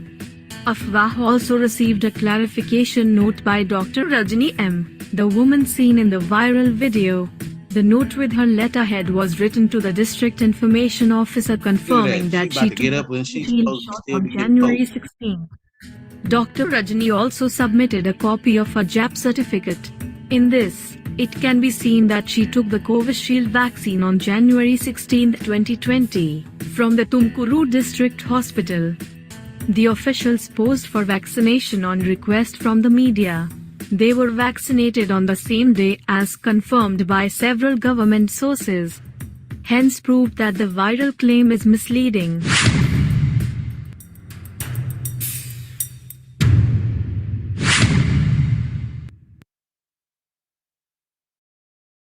The best way to burn fat and get in shape. It's not keto with paleo. It was misleading, huh? It's misleading. All right, look like they was misleading a bunch of people.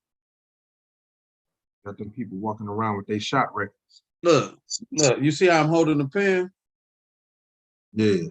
That's exactly, like you usually gotta, administer something to somebody like this. They administering it like this. Like people look close. The lady getting it right here, she getting up like this. Hey, you a conspiracy theorist, brother.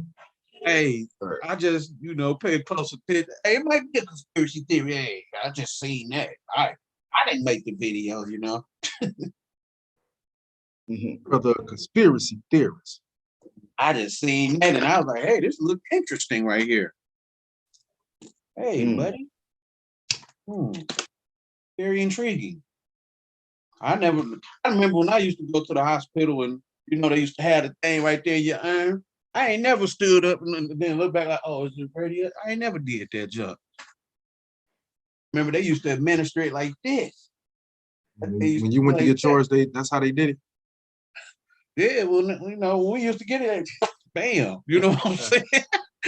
They over there getting theirs like this, nothing getting pushed down, just that's just crazy, man. Shoot.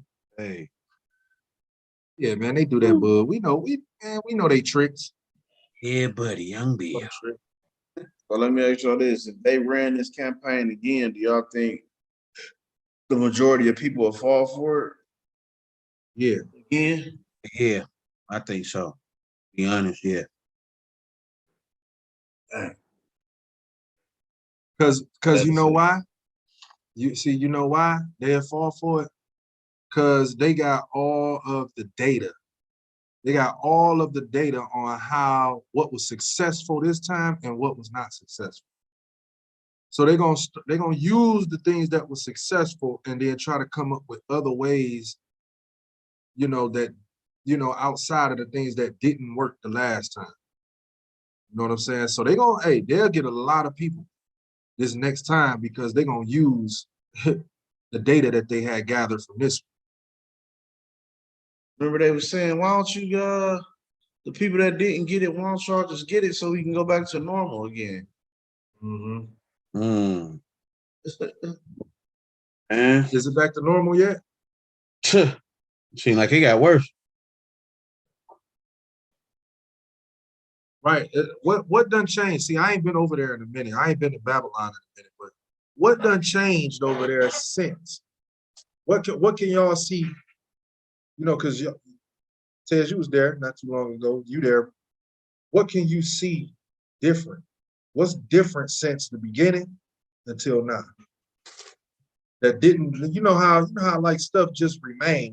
They make protocols, certain things, and it don't never go away. People be like, let's get back to normal, but it don't never change. It stay the same. So what's changed since the beginning until now? Love for one another.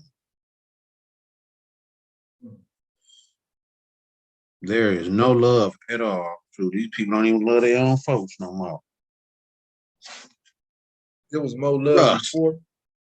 So you saying there was more love before the pandemic? I'm saying after.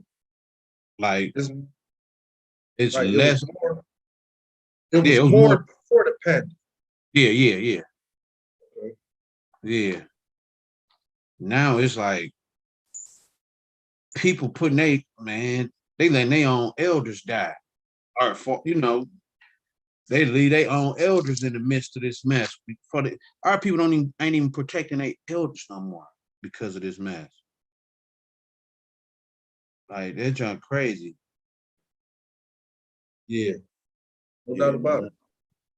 I would say maternity rights for not only the mother but the father. Because as I seen stuff going back to what they say normal, you can go into certain places, but it never changed. It never went back to normal as far as a lot of the fathers can go inside the clinic to see the, when you go in there with your girl or your wife to see the baby, on the ultrasound or whatever. We weren't able to do that no more. You know what I'm saying? Or you couldn't, if you have a family, you couldn't go in there as a family. They still was on that. You know what I'm saying? Or they wanted her to come in by herself. This is just recently out there. So it seemed like the healthcare institution itself, whatever establishment, has more control than what they had before. Yeah. I wouldn't say, well, yeah, that's true. But I'm saying as far as some of the protocols and the procedures didn't change as far as the 19 thing. And as far as traveling, even though they're not really testing right now, the fear of it is still in the air. You know what I'm saying? As far as you see it on the walls and you go to the websites, it's still there. You get what I'm saying? So you can tell something's gonna come back up that's gonna probably affect traveling. Hey, y'all been Y'all been looking at the Marburg disease or situation that's going on that they've been talking about is in Africa. Is it a big thing? It seems as though they're trying to make it a big thing, and they really starting it. And they talking about East Africa is what's being predominantly affected by it. But I don't see none of that, but that's what I've been hearing. That's crazy. I haven't heard about that. I remember you talking about it though. And I seen the video that you had put up about what you think they're gonna make of that? I'm honestly, I ain't sure. It seemed like it's making an introduction. They, but I'm gonna thank the Most High too, because the Most High been putting spirit on a lot of these leaders over here to really like try to shut out the West. Try to keep the West, at bay. But we'll see how long that lasts. Yeah. Yeah, man. Yeah, like I just, I think this was a well-needed podcast just to have people reflect on, how crazy it was in those years and not to forget, a lot of people died around them times. So we don't want that to be in vain. We want to, have a reflecting moment to, not to make them same mistakes again for those who, did wake up during that time or who haven't woken up to see this and be like, you know what, it can still possibly happen again. You know what I'm saying? Right. But yeah, that's why, we wanted to do this. But that's Let me ask pretty y'all much. this. My bad, I didn't mean to cut you off. What do y'all think came from this though? Like what good came from this, should I say? Good came from? Yeah. What good came up from it for me personally is the awareness of how easy they can shut down the world and shut down travel for me getting, to and fro. So once I learned that it can actually happen, that's when I began to exercise my freedom of traveling while I could. That's about it. Yeah, good came from it, man. You get to become aware of not just what you down for. You know what I'm saying? Because a lot of times we take that and we look at other people and we say, okay, yeah, I see who was with me, who was riding and this and that. But now you start to understand where you stand. Right? Because a lot of times we don't understand where we, what we are until we test it. You know what I'm saying? And I believe that was a test to really show, to separate, those who really talk that talk and those who really just, you know what I'm saying, just about it, So yeah, it allowed me to see who was really friendly and who was really just talking like they was friendly, Right. It was separating the real from the fake for me. So, yeah. I'll tell you. My bad, you finished? Yeah, I'm done. Okay. I'll say what good came out of this to me was realizing how much faith people really had in the Most High. Truth, real faith, not none of that religious stuff we was talking. I'm talking about real faith. I had enough faith through this stuff to departure from all these unfaithful people and just sit at home and nourish my family the best I could and really depend on the Most High. And through all that, I realized that the Most High truly wanted us to detach from this place. What I mean, this place is modern day society and depend more on him, according to how we should depend on him instead of what we've been taught. Like, people done learn how to garden and create their own foods, clothing and stuff, and Shoot, heck, even home birth. We started depending more on each other. We're helping each other birth our children. So through that 2020 thing, spiritually, it's a lot of stuff that I learned through that. Heck, that I didn't even know existed in me, you know? I ain't never thought I'd be having a child at home. I ain't never thought I'd be out there garden, watering the flowers, talking to the bees. Hey, little bumblebee, kiss me on the forehead. Oh, you such a precious creature. You know what I'm saying? Hey, little squirrel. Just being in tune with nature. Like, man, I ain't never thought I'd be like that, you know? And like you said too, which is key, you also learn who and who not to really trust during them times. Because a lot of people was talking that brother, sister stuff and whatever else. Really wasn't for that. Wasn't nobody really,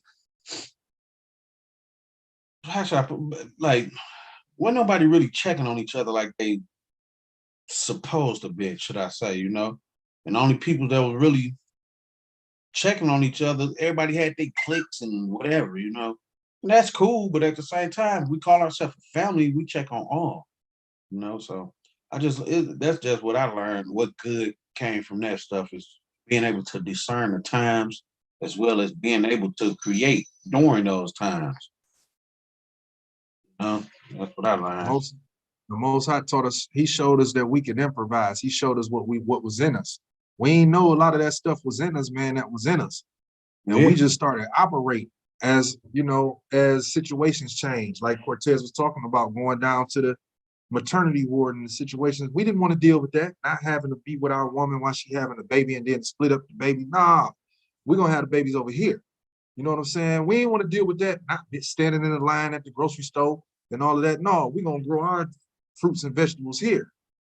You know, so yeah, man, the Most High really, you know, he really, that right there allowed us to really tap into those gifts and the things that the Most High instilled in us.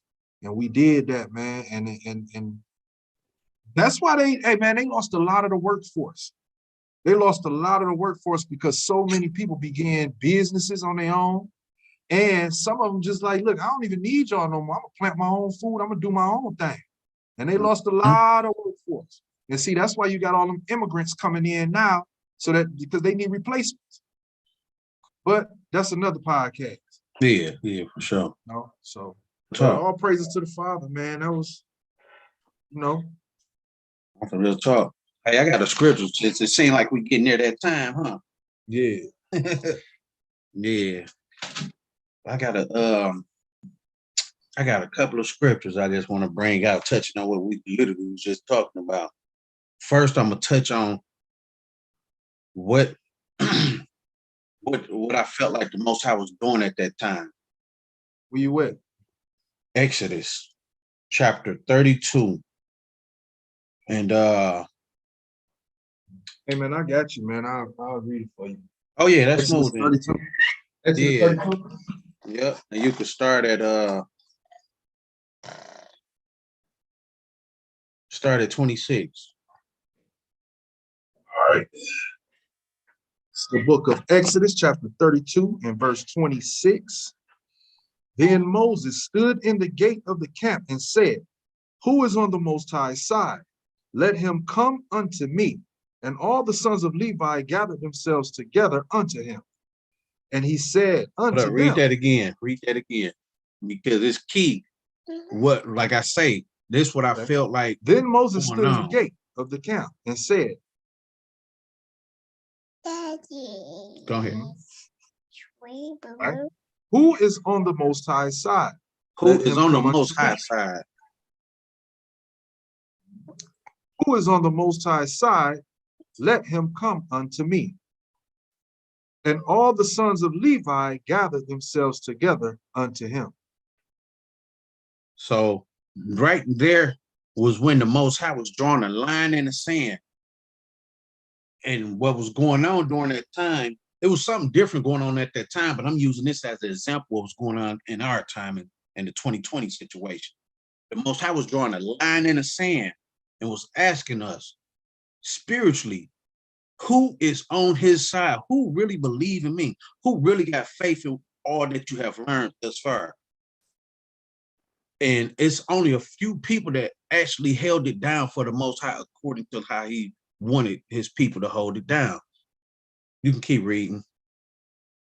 And he said unto them, thus saith the most high power of Israel, put every man his sword by his side, and go in out from the gate to gate throughout the camp, and slay every man his brother, and every man his companion, and every man his neighbor. So now, it goes to the point of, okay, those who really got faith in me, come on this side. And those who don't really trust in me, y'all stay over there. Because now I'm about to send destruction to y'all. And I'm not trying to sound like we were saying earlier, we're not trying to sound like we ain't got no compassion for nobody or nothing like that. It's just what it is. We see the times that we are in and what's taking place at that time. And during that time, Most High drew a line and he was asking, come follow me. And those who don't follow me, the sword is coming. Keep reading. 28. And the children of Levi did according to the word of Moses.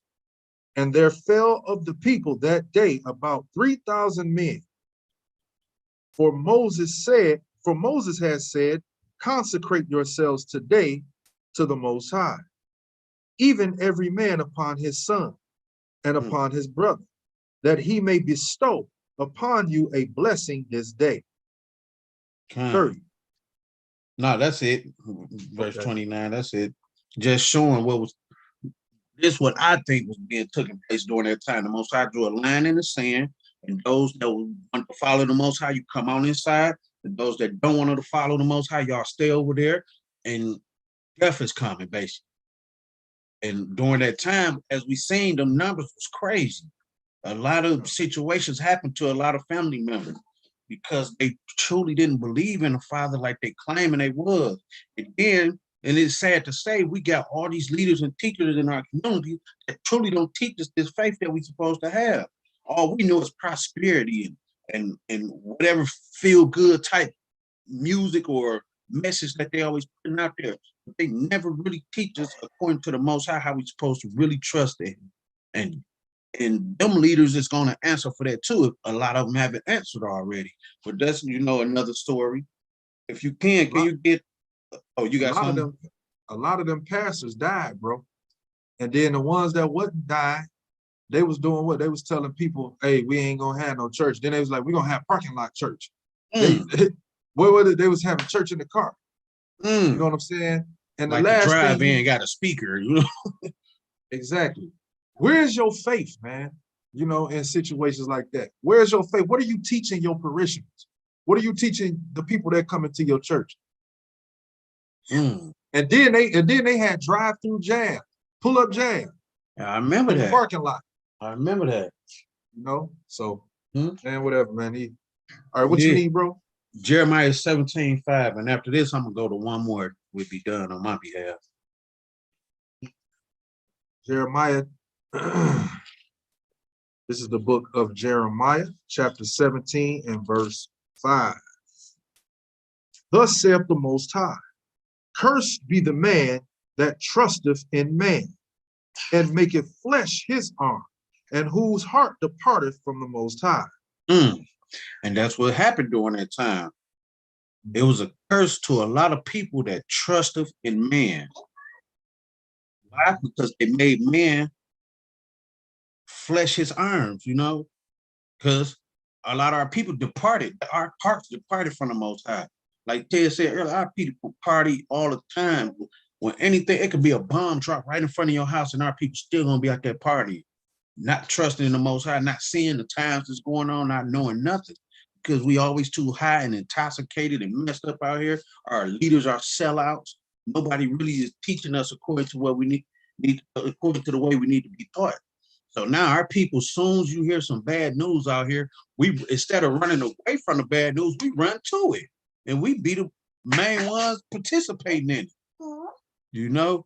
So now we cursing ourselves for trusting in these men. The same man that enslaved your ancestors They done slayed our brothers and sisters, the Northern American, so-called Northern American Indians, pushed them on reservations. We trusted in these same people that gave us smallpox and brought that oink oink over here and all these crazy diseases and whatever. Like, we trusted in these same people during this time. And now look what happened. A couple of years ago, we voted in another quote unquote leader that's really destroying our people back in the 90s when we had Clinton in office. Talking about Trump racist, but yet y'all put this dude up in here that's the brother sleep all the time, you know. Trying to watch my words because it's done serious right here. But you know, our people just really need to stop trusting in these folks, come together. And then you had a question, well, we always killing and hurting each other too. Yes, we do. Why that's a curse. We have an evil eye towards each other. But how can we fix a problem if we don't know what the problem is? This is the problem. We trusting in the wrong folks. Let's learn to lean on each other and really build each other up and fix the problem, and then we can, you know, get out of a situation. But I got one more. If you can you get the book of Jasher for me? You got the Jasher next to you? Around you? Because this gonna go into the birthing situation. Yeah, I got it. What you need? Jasher chapter 67. Let me let this go. Right there. Right there. Okay. Chapter 67, and you can start at about trying to get straight to it. Because I remember you saying earlier how they was making us work hard and all that stuff. You could start at about 46. Yeah, start about 46. We can read down. Right, Jasher 67 and 46. For thou thinkest to lessen them by the flaming fire, thou canst prevail over them. For surely their God delivereth Abraham their father from Ur of the Chaldeans. And if thou thinkest to destroy them with the sword, surely Isaac their father was delivered from it, and a ram was placed in his stead. And if with hard and rigorous labor thou thinkest to lessen them, thou wilt not prevail, even in this. For their father Jacob served Laban in all manner of hard work and prospered. So now, like y'all was saying earlier about, like you just brought out a little bit in Egypt, they figured if we put all this rigorous labor on and make them work hard, they won't multiply. If we always keeping them busy, they be too tired to lay down what they make. But you know, we players, we ain't man. We ain't stopping that. But no, you can go ahead and read though. Now therefore, O king, hear my words. For this is the counsel which is counseled against them, by which thou wilt prevail over them, and from which thou shouldest not depart. 49. If it please the king, let him order all their children which shall be born from this day forward to be thrown into the water.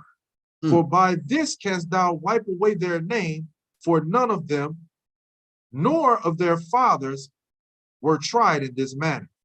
So now the counselor going to the king and telling the king, look, this is what you do to keep them from developing and multiplying and all this other stuff. Throw them in the water. Let's drown them out. What they have now today, they drown us out a different way. You know, that's a different podcast. But they drowning us out a different way. Pope. But but you know, hopefully people understand what I'm saying. I'm trying to speak in parables, so you know, get the channel banned or whatever. But yeah, they drowning us out a different way. Back then, they were trying to throw them kids in that water, kill them off like that, because they didn't want our people multiplying. Because they feared if our people multiply, we would grow up and join the armies of the enemies and kick them out the land. So yeah, you can keep reading. Right, 50. And the king heard the words of Balaam, and the thing pleased the king and the princes. And the king did according to the word of Balaam. 51. And the king ordered a proclamation to be issued and a law to be made throughout the land of Egypt, saying, every male child born of the Hebrews from this day forward shall be thrown into the water. So it's a law that they got now. In order for your kids to even go to school, you got to be poke. You know what I'm saying?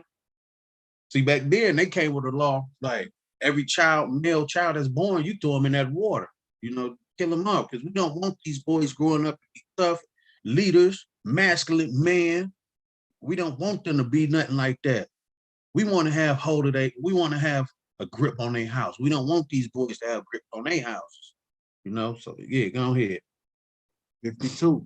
And Pharaoh called unto all his servants, saying, go now and seek throughout the land of Goshen, where the children of Israel are, and see that every son born to the Hebrews shall be cast into the river, but every daughter shall let live. 53. And when the children of Israel heard this thing which Pharaoh had commanded, to cast their male children into the river, some of the people separated from their wives, and others adhered to them.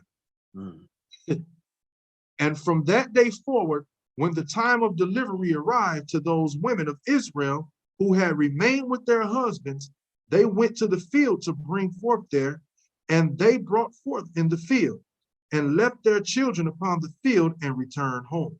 Now check this out. Now this goes to the 2020 situation. We departed from that society, the medical thing, believing in that.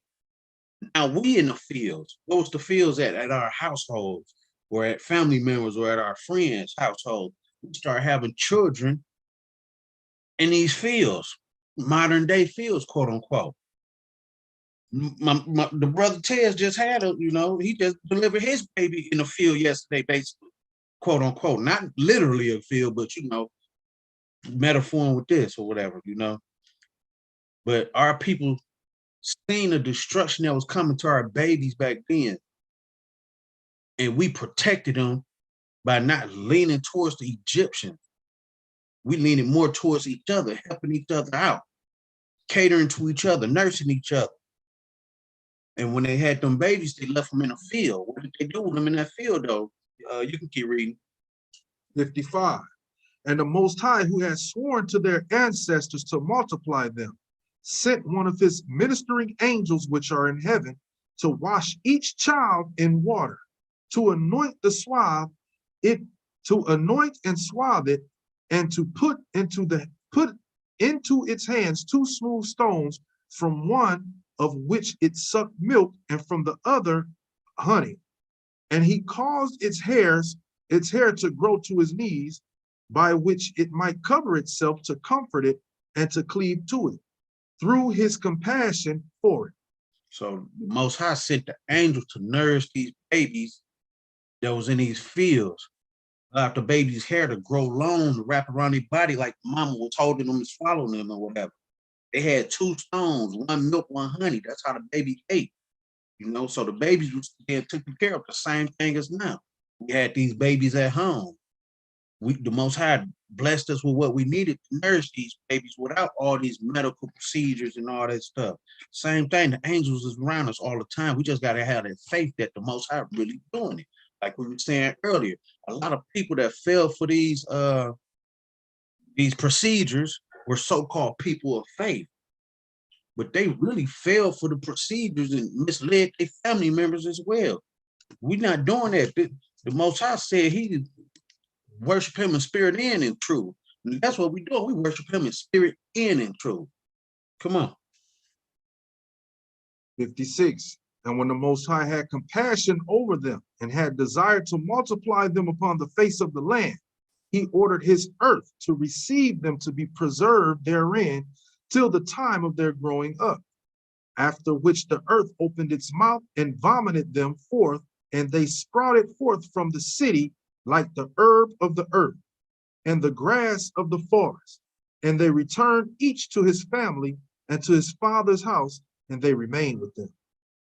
So the Most High had the earth protect these babies to a certain amount of time, and then the earth spewed them up. They was growing like corn crops or something. people are looking like, where the heck is all these babies come from? The Walking Dead or something? What the heck going on? Children of the corn. Children of the corn. Hey. Jamie.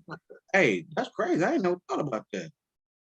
Dang, that's deep. But yeah, hey, that's straight up. Yeah, you can keep reading though. 57. And the babes of the children of Israel were upon the earth like the herb of the field through the Most High's grace to them. 58. And when all the Egyptians saw this thing, they went forth, each to his field with his yoke of oxen and his plowshare. And they plowed it up as one plows the earth, at seed time. And when they plowed, they were Go ahead. And when they plowed, they were unable to hurt the infants of the children of Israel. So the people increased and waxed exceedingly. So now the Egyptians seen these children multiplying out the earth, and so they like, what the heck? So now they grab their animals and they equipment and start plowing the ground, trying to kill the babies like that. But the Most High was protecting them, and they couldn't touch them. And that's what's going on now. The Most High was protecting us and touching and raising these babies up so these modern day Egyptians can't harm our babies. You can keep reading. We got a few more. 60. And Pharaoh ordered his officers daily to go to Goshen to seek for the babes of the children of Israel. And when they had sought and found one, they took it from its mother's bosom by force and threw it into the river. But the female child they left with its mother.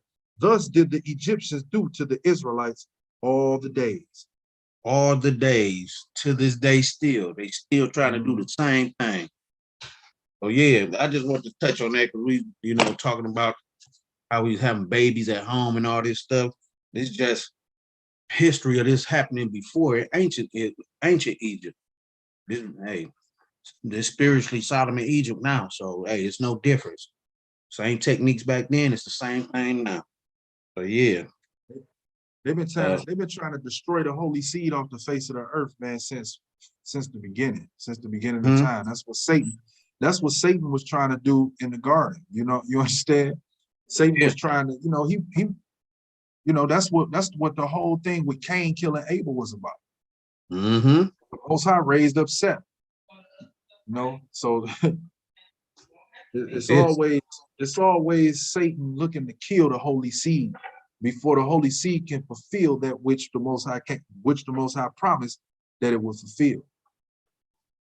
Yeah. Yeah, if anybody don't really understand this, the book of Joshua, you can go to chapter 67 and really study it and see what it's really going into. We just tried to get to the meat. It's a whole story to this, but we just tried to get to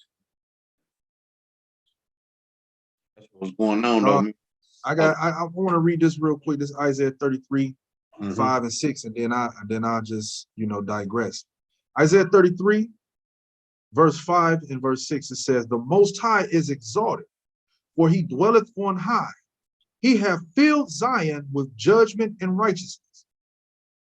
6, "And wisdom and knowledge shall be the stability of thy times, and strength of salvation. The fear of the Most High is his treasure." So it'll be wisdom and understanding, wisdom and knowledge that'll give us the information and understanding to be able to navigate in these times. These are the things that's going to keep us stable. Wisdom and knowledge will keep us stable in these times. And that's all I wanted to bring forth, man. You knocked it out the park with the scriptures you brought out. And all praises to the Father, man. I think we might have lost the other brother, Tez. I think that brother might be a little tired, man. He had a long night last night, man, So let's let that brother get his rest. Yeah. You understand? But yeah, man, this was a good one. We didn't get cut off in the middle. Hopefully we'll see what happens as we go throughout the week. If they take it down or whatever, Right. But hey, man, we could hurry up and put this boy on the other platform. We are also on another platform called Rumble. All right, that's Rumble, RUMBLE.com. Check us out on Rumble, Freestyle Sunday Podcast. Go on there and follow us. On Rumble, it's an uncensored podcast or uncensored platforms, uncensored platform, and we can pretty much say almost what we want to. Yeah. So you know how we tiptoeing around words here on YouTube, and it makes the broadcast a little more difficult because we have to do that. We don't have to do that on other platform. And if we can get enough brothers and sisters to go over there and follow us, we can start actually going live from over there. And so we can speak and say what we want to say. We can, we can put the information out there the way we would like to. You can actually call in and, through our, I don't know if we have Zoom, but we may be able to figure out a way where we can actually get callers to call in. Like if people want to call in and, want to talk to us while we going live and ask questions to us, we're gonna try to figure out all that. We're gonna turn this thing into a real podcast, man.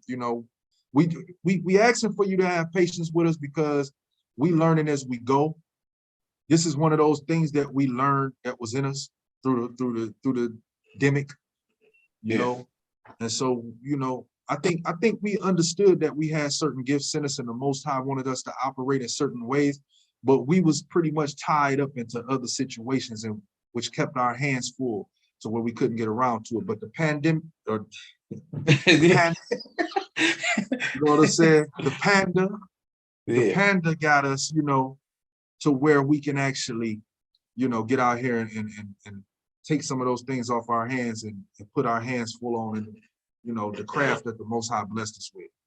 So you can also find us on Royal Scepter of Yeshaya. On Saturdays, we do a Sabbath Bible study. All right, we go into the scriptures and we actually, try to see if we can get some edification through the word on the Sabbaths. We also have a charity ministry. All right, it's called the Children's Bread Charity Ministries. All right, the Children's Bread Charity Ministries, where we're starting in East Africa, but we want to spread it all over and go global with it. All right. You can donate. We'll put the donation information in the information bar, as this video goes up. But it's called the Children's Bread Ministry. If I could, let me see if I got a video on here. Let me see if I can play this video. Put your show the hookup y'all just did. Yeah, let me see if I can do that real quick. I think I got it on here. If not, it should be on. Oh, it's on YouTube. Yeah, it's on YouTube. Yeah. Let me check that out. Let me show y'all this, man. Show y'all some of the work. And if if the Most High put it on your spirit, hey, donate to the work. Help us out with this thing because we don't take any of the money for ourselves. None of this money goes to us. All right. All money, all proceeds go to the ministry, the children. All right. We were able to feed 50 families the weekend before last. I believe it was. The weekend before last, we were able to feed 50 families through the grace of the Most High. Right. All praises to the Father for that. But this is what we're setting out to do.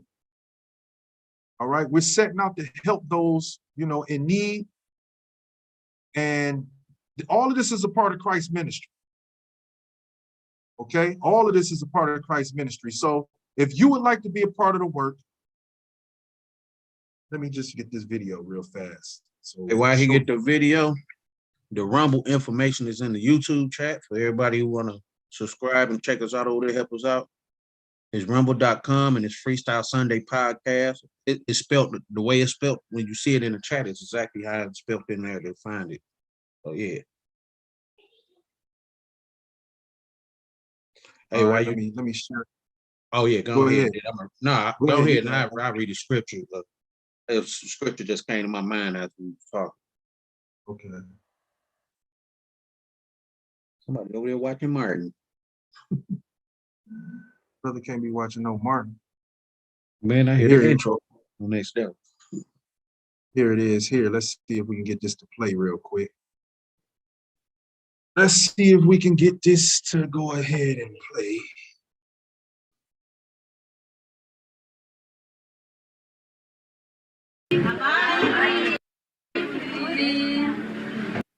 Right, okay.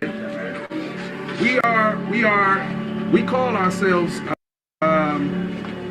Royal Scepter. All right, so we went, this is our food drive, right? We hosted a food drive with Maleka Children's Center, right? Okay. We call ourselves Royal Scepter of Yeshaya. Wao wanajiita Royal Scepter. Royal Scepter of Yeshaya.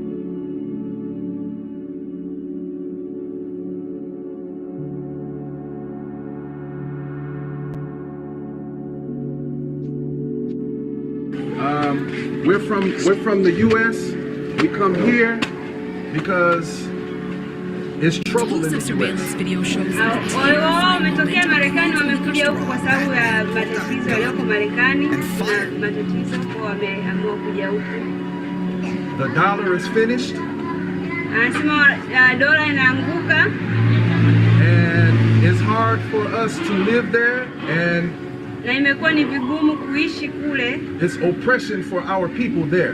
Na imekuwa ni inaleta msongo wa mawazo kule kuishi kule. So we come back here to our people. Wameamua kuja huku ambako ndo nyumbani kwao kwa watu wao. We got the guys packing up the ugali powder.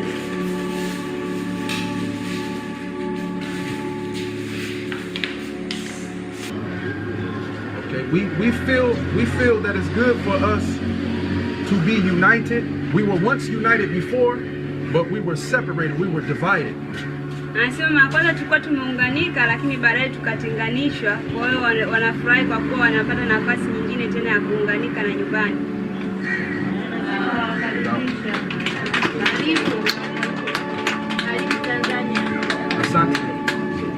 So we just wanted to come and love.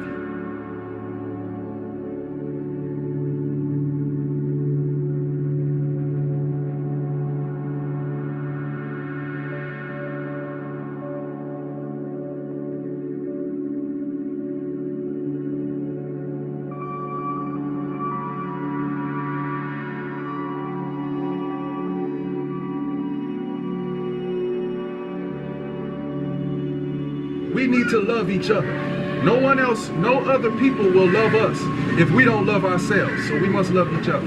Wanasema wamekuja kwa ajili ya kuonyesha upendo kwa sababu wanajua ni lazima sisi tujipende wenyewe ili na watu wengine waweze kutupenda. Hamna mtu mwingine anaweza kutupenda zaidi ya sisi wenyewe.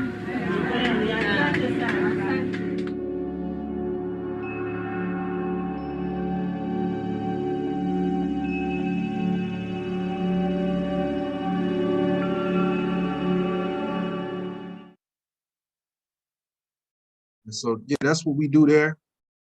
All proceeds go to the ministry. We make those, let me be clear first, because I know there's some people out there that say, hey man, y'all making these videos, right? You're making these videos, you're putting them out there, you giving, and listen here. We make these videos because if we don't make them, who's gonna know that we have a ministry to donate to? Right? We're looking to get donations. So yes, we put these videos out there so that people can see the work and understand, hey, these brothers is doing some work. Let me see if I can, help them out to donate to keep the work going. All right, so that's why we do it. And it's gonna be people who judge the work and look at it that way. So, but that's how we do it. That's why we do it, right? So if you want to donate, I'm gonna have a brother, and when he edits this video, I'm gonna have him put the the donation information in the description box. It'll be there for you. Right, so yeah, you finished, bro? You got anything to say? Yeah, I got one more thing to bring. It just came to mind, like literally just came to mind what Christ was talking about in Matthew 24, basically touching on how things will be near the end times or whatnot. You start at if you could you start at Matthew 24 and 8? Matthew 24 and 8. All these things are the beginning of sorrows. So this is the beginning of sorrows, problems, pain, agony, sorrows. It's the beginning of it. Then shall they deliver you up to be afflicted, and shall kill you. And shall what? And shall kill you. Sound like a lot of that happened recently. And ye shall be hated of all nations for my name's sake. A lot of that was happening too when we were speaking on certain situations and like, nah, brother, hey, I'm straight on the pokey poke. Hey, my temple holy. I believe in the Most High. Hey, a lot of hatred was going on for those people. And I think that was propaganda type situations too to stir up certain stuff like that. Because now you got the believers and the unbelievers going head to head at each other. And now that you're going head to head at each other, what did it say? Then they shall deliver you up to be afflicted. You know, affliction gonna come between this, but we gotta stand on this. And it's gonna go into that. You keep reading. 10. And then shall many be offended and shall betray one another and shall hate one another. It say you shall be offended. A lot of people was offended. Man, I'm not putting that on my face. I'm not poking my children. I'm not doing this, that, and people was offended. Bruh, get it so we can get back to the beach. Like a lot of people was offended. It sounds funny, but I'm being serious. And then it say, and shall betray one another. I was just talking about how our people don't even stick up for our elderly folks no more. Our own people betrayed our elderly folks. That's why ain't no knowledge in our community as it is. We giving up our own people to these folks. Here, poke my grandmama. She got a weak immune system. Make sure she all right. 2 weeks later, grandma messed up worse, 10 times worse than what it was. Her own grandbaby betrayed her. We leaving our folks in these nursing homes thinking they safe. We don't know what the heck these folks doing to them up in there. Children in the foster homes, all this stuff, man. It's sad to say, I'm sure so many children that's in these systems and got messed up during this time. Who knows what's going on? But yeah, that's what happened. We had offenses, betrayal, and hatred going on at this time. You keep reading. And many false prophets shall arise and shall deceive many. Man, what's his name? What's that pastor name? Oh my goodness, it was just Geno Jenkins. They go one right there. He got some truth. Am I hating on a brother? No. He have a little bit of knowledge or whatever according to what he learned. But when you telling your people to go get that mess, you a false prophet, point blank, period. It was Bruce out here doing the same thing. I was just about to get to that. You got the Israelites, you got some of these brothers and these leaders saying the same junk to their people. That's so they can get to the beach, brother. You trying to lust and fornicate. You sound like that to me. But that's neither here nor there. There's a lot of false prophets out here misleading our people because our people is like sheep, always need to be led. And these people that's leading us astray, like Martin said, into a burning building. You can keep reading. And because iniquity shall abound, the love of many shall wax cold. Because sin is rising at an all-time high, the love of many is waxed cold. There is no love out here. You got these youngins going to hurt older folks. You got the older folks not willing to help the youngins. Like it's no love out here because sin is at an all-time rate, especially in our community. You know demons is manifesting in our community just because you see the garbage out there. All this garbage in our community, it's demons. That's a haven for demons and wicked spirits. When you see any junky area, broken down building, dang, now I think about that's probably why they don't tear down these broken down buildings. Now I really think about it, it's a haven for this type of stuff. Like the love of many is out of there. You can keep reading. But he that shall endure until the end, the same shall be saved. Read that again. But he that shall endure until the end, the same shall be saved. He that shall endure, that means you gotta hang in there, you gotta stick with it. Look, just so happened, I ain't even playing this, but that's what happened. I'm wearing this today. Look, hey, y'all can go grab that for the whole hookup, $25. You know what I'm saying? Support the movement, like the brother said. 2 for $50. Hey, we ain't Mr. Alice, but hey, we trying to work with this because hey, it say he that endure because our people through these religions and all that stuff, we teaching, or not we, but they teaching that all you got to do is believe in the rapture, this fake concept. You're going to be saved through this stuff, brothers and sisters. If it was going to be a rapture, you wouldn't even seen none of this stuff. You wouldn't even seen 2020. You wouldn't have seen slavery if it was going to be a rapture. You know what I'm saying? Like, we have to endure. The scriptures tell us that the servant is not greater than the master. If our master, which is Yeshua Christ, or the world called Jesus, if he went through this stuff, we got to go through it. We got to endure this stuff. Then you shall be saved once you make it to the end. We got to go through these things. Then we're going to be saved. But till then, we endure. Stop yours. $20 hats, $20 shirts. It's $40. Look out for your man. But no, that's it. That's all I wanted to get on that. It just came in my head as we were talking, and I thought about like, dang, that's what Christ was talking about. Many being offended. As soon as you tell somebody, hey, I'm not putting it on, I can't breathe, they offended. What about my safety? You know what I'm saying? Like, I was at work one time. I'm lifting, you know, I'm in a factory. You can't breathe with that stuff right on you, lifting all this heavy stuff. I'm lifting tires and rims while the car is moving down the line. I need to breathe. So I had my junk right here. The TL come next to me like, brother, ain't I protecting you? I didn't even know what he was talking about. I'm like, what you talking about? Ain't I protecting you? I'm like, what are you talking about? He's like, I got my mask on, pull yours on. I'm like, bro, if you got that pokey poke, you should be straight. Stop being dumb. I'm just being straight up. Stop being dumb. Our people is slow with this junk, man. That junk had me so peed off, and that was my elder. But I had to tell them straight up, like, stop being dumb. Like, if you got this crap and it supposedly work, you shouldn't have to worry about me. If you got your mask on and it's supposedly work, you shouldn't worry about me. And like, that's just an example. Like, man, I pray our people wake up from this stuff. Stop being easily misled. Stop being so dang on vulnerable to this bull crap. Like, and all we doing is what it say right there. We just planting the seed. You know, that's all we doing. We not saying we doctors, pharmaceuticals. We not saying we teachers, leaders. We none of that. We just ministers for the Most High. We servants to y'all. We here to help y'all. The little bit that we know, we gonna give it to y'all. We can learn this together. And that's all I pray, that y'all really hearken to what we trying to bring out. Because there's some stuff going on out here. We don't need to be vulnerable to this stuff. A nation divided surely can't stand. And I leave it with that. Yeah. All praises to the Father. Well, you heard it. And you know what? They're gonna bring it back again, full circle. It's gonna be something else. All the so-called experts are saying it.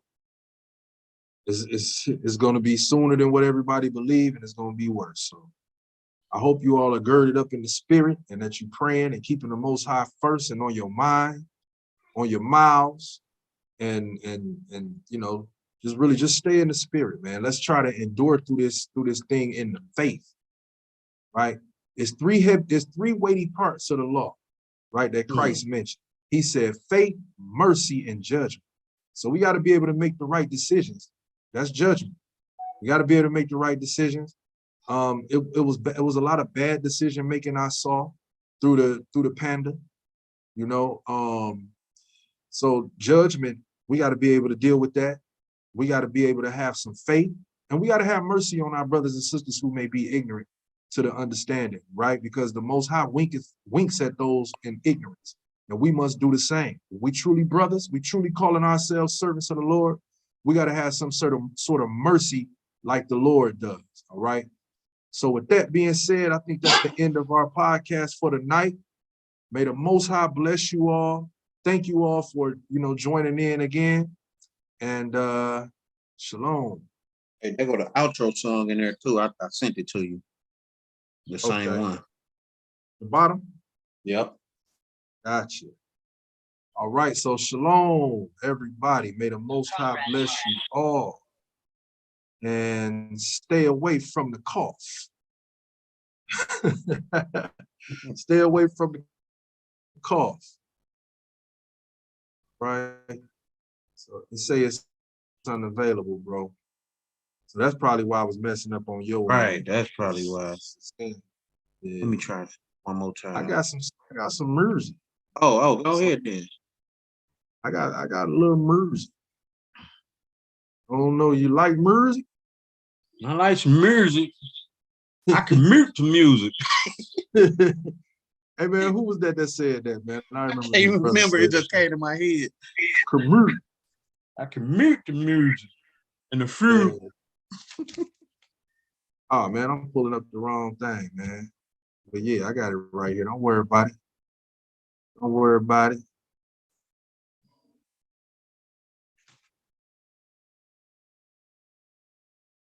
Yeah, man. That was a good broadcast though, man. I hope everybody took heed to, a lot of those things that was being brought forth. These brothers, they worked all week bringing forth these videos for everyone. So I hope everybody really just took heed to what was being brought forth. These brothers went out their way, a busy day, to bring this information to you. So, you brothers, may the Most High bless the brothers for that, man. All right, here we go. Let me share the screen. We getting it in.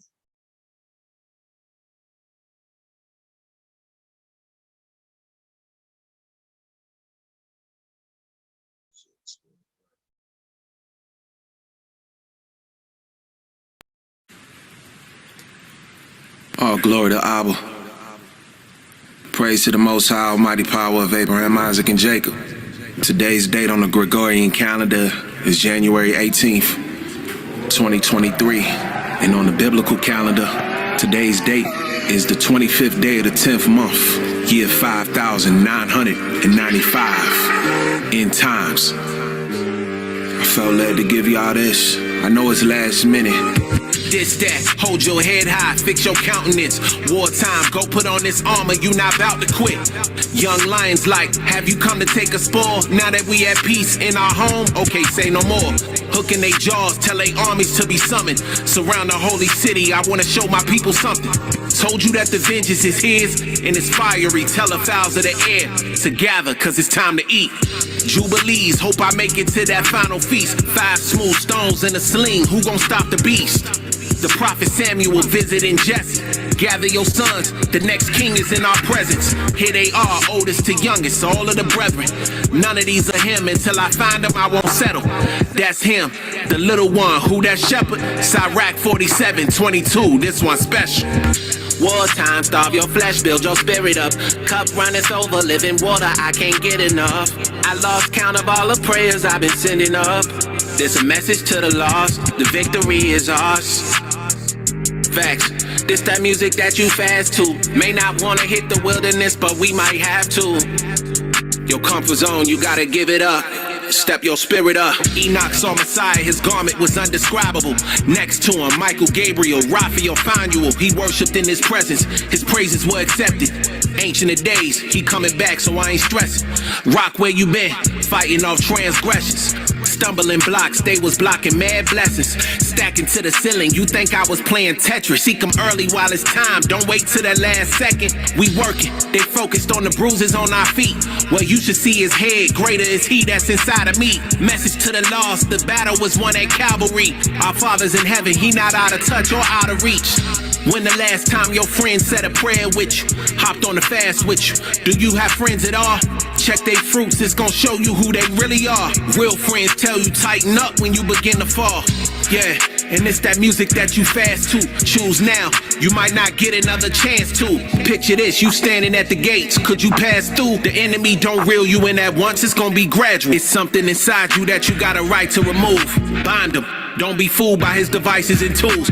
Years later they see you. You won't like this in school. I found the path to the kingdom. Is you going there?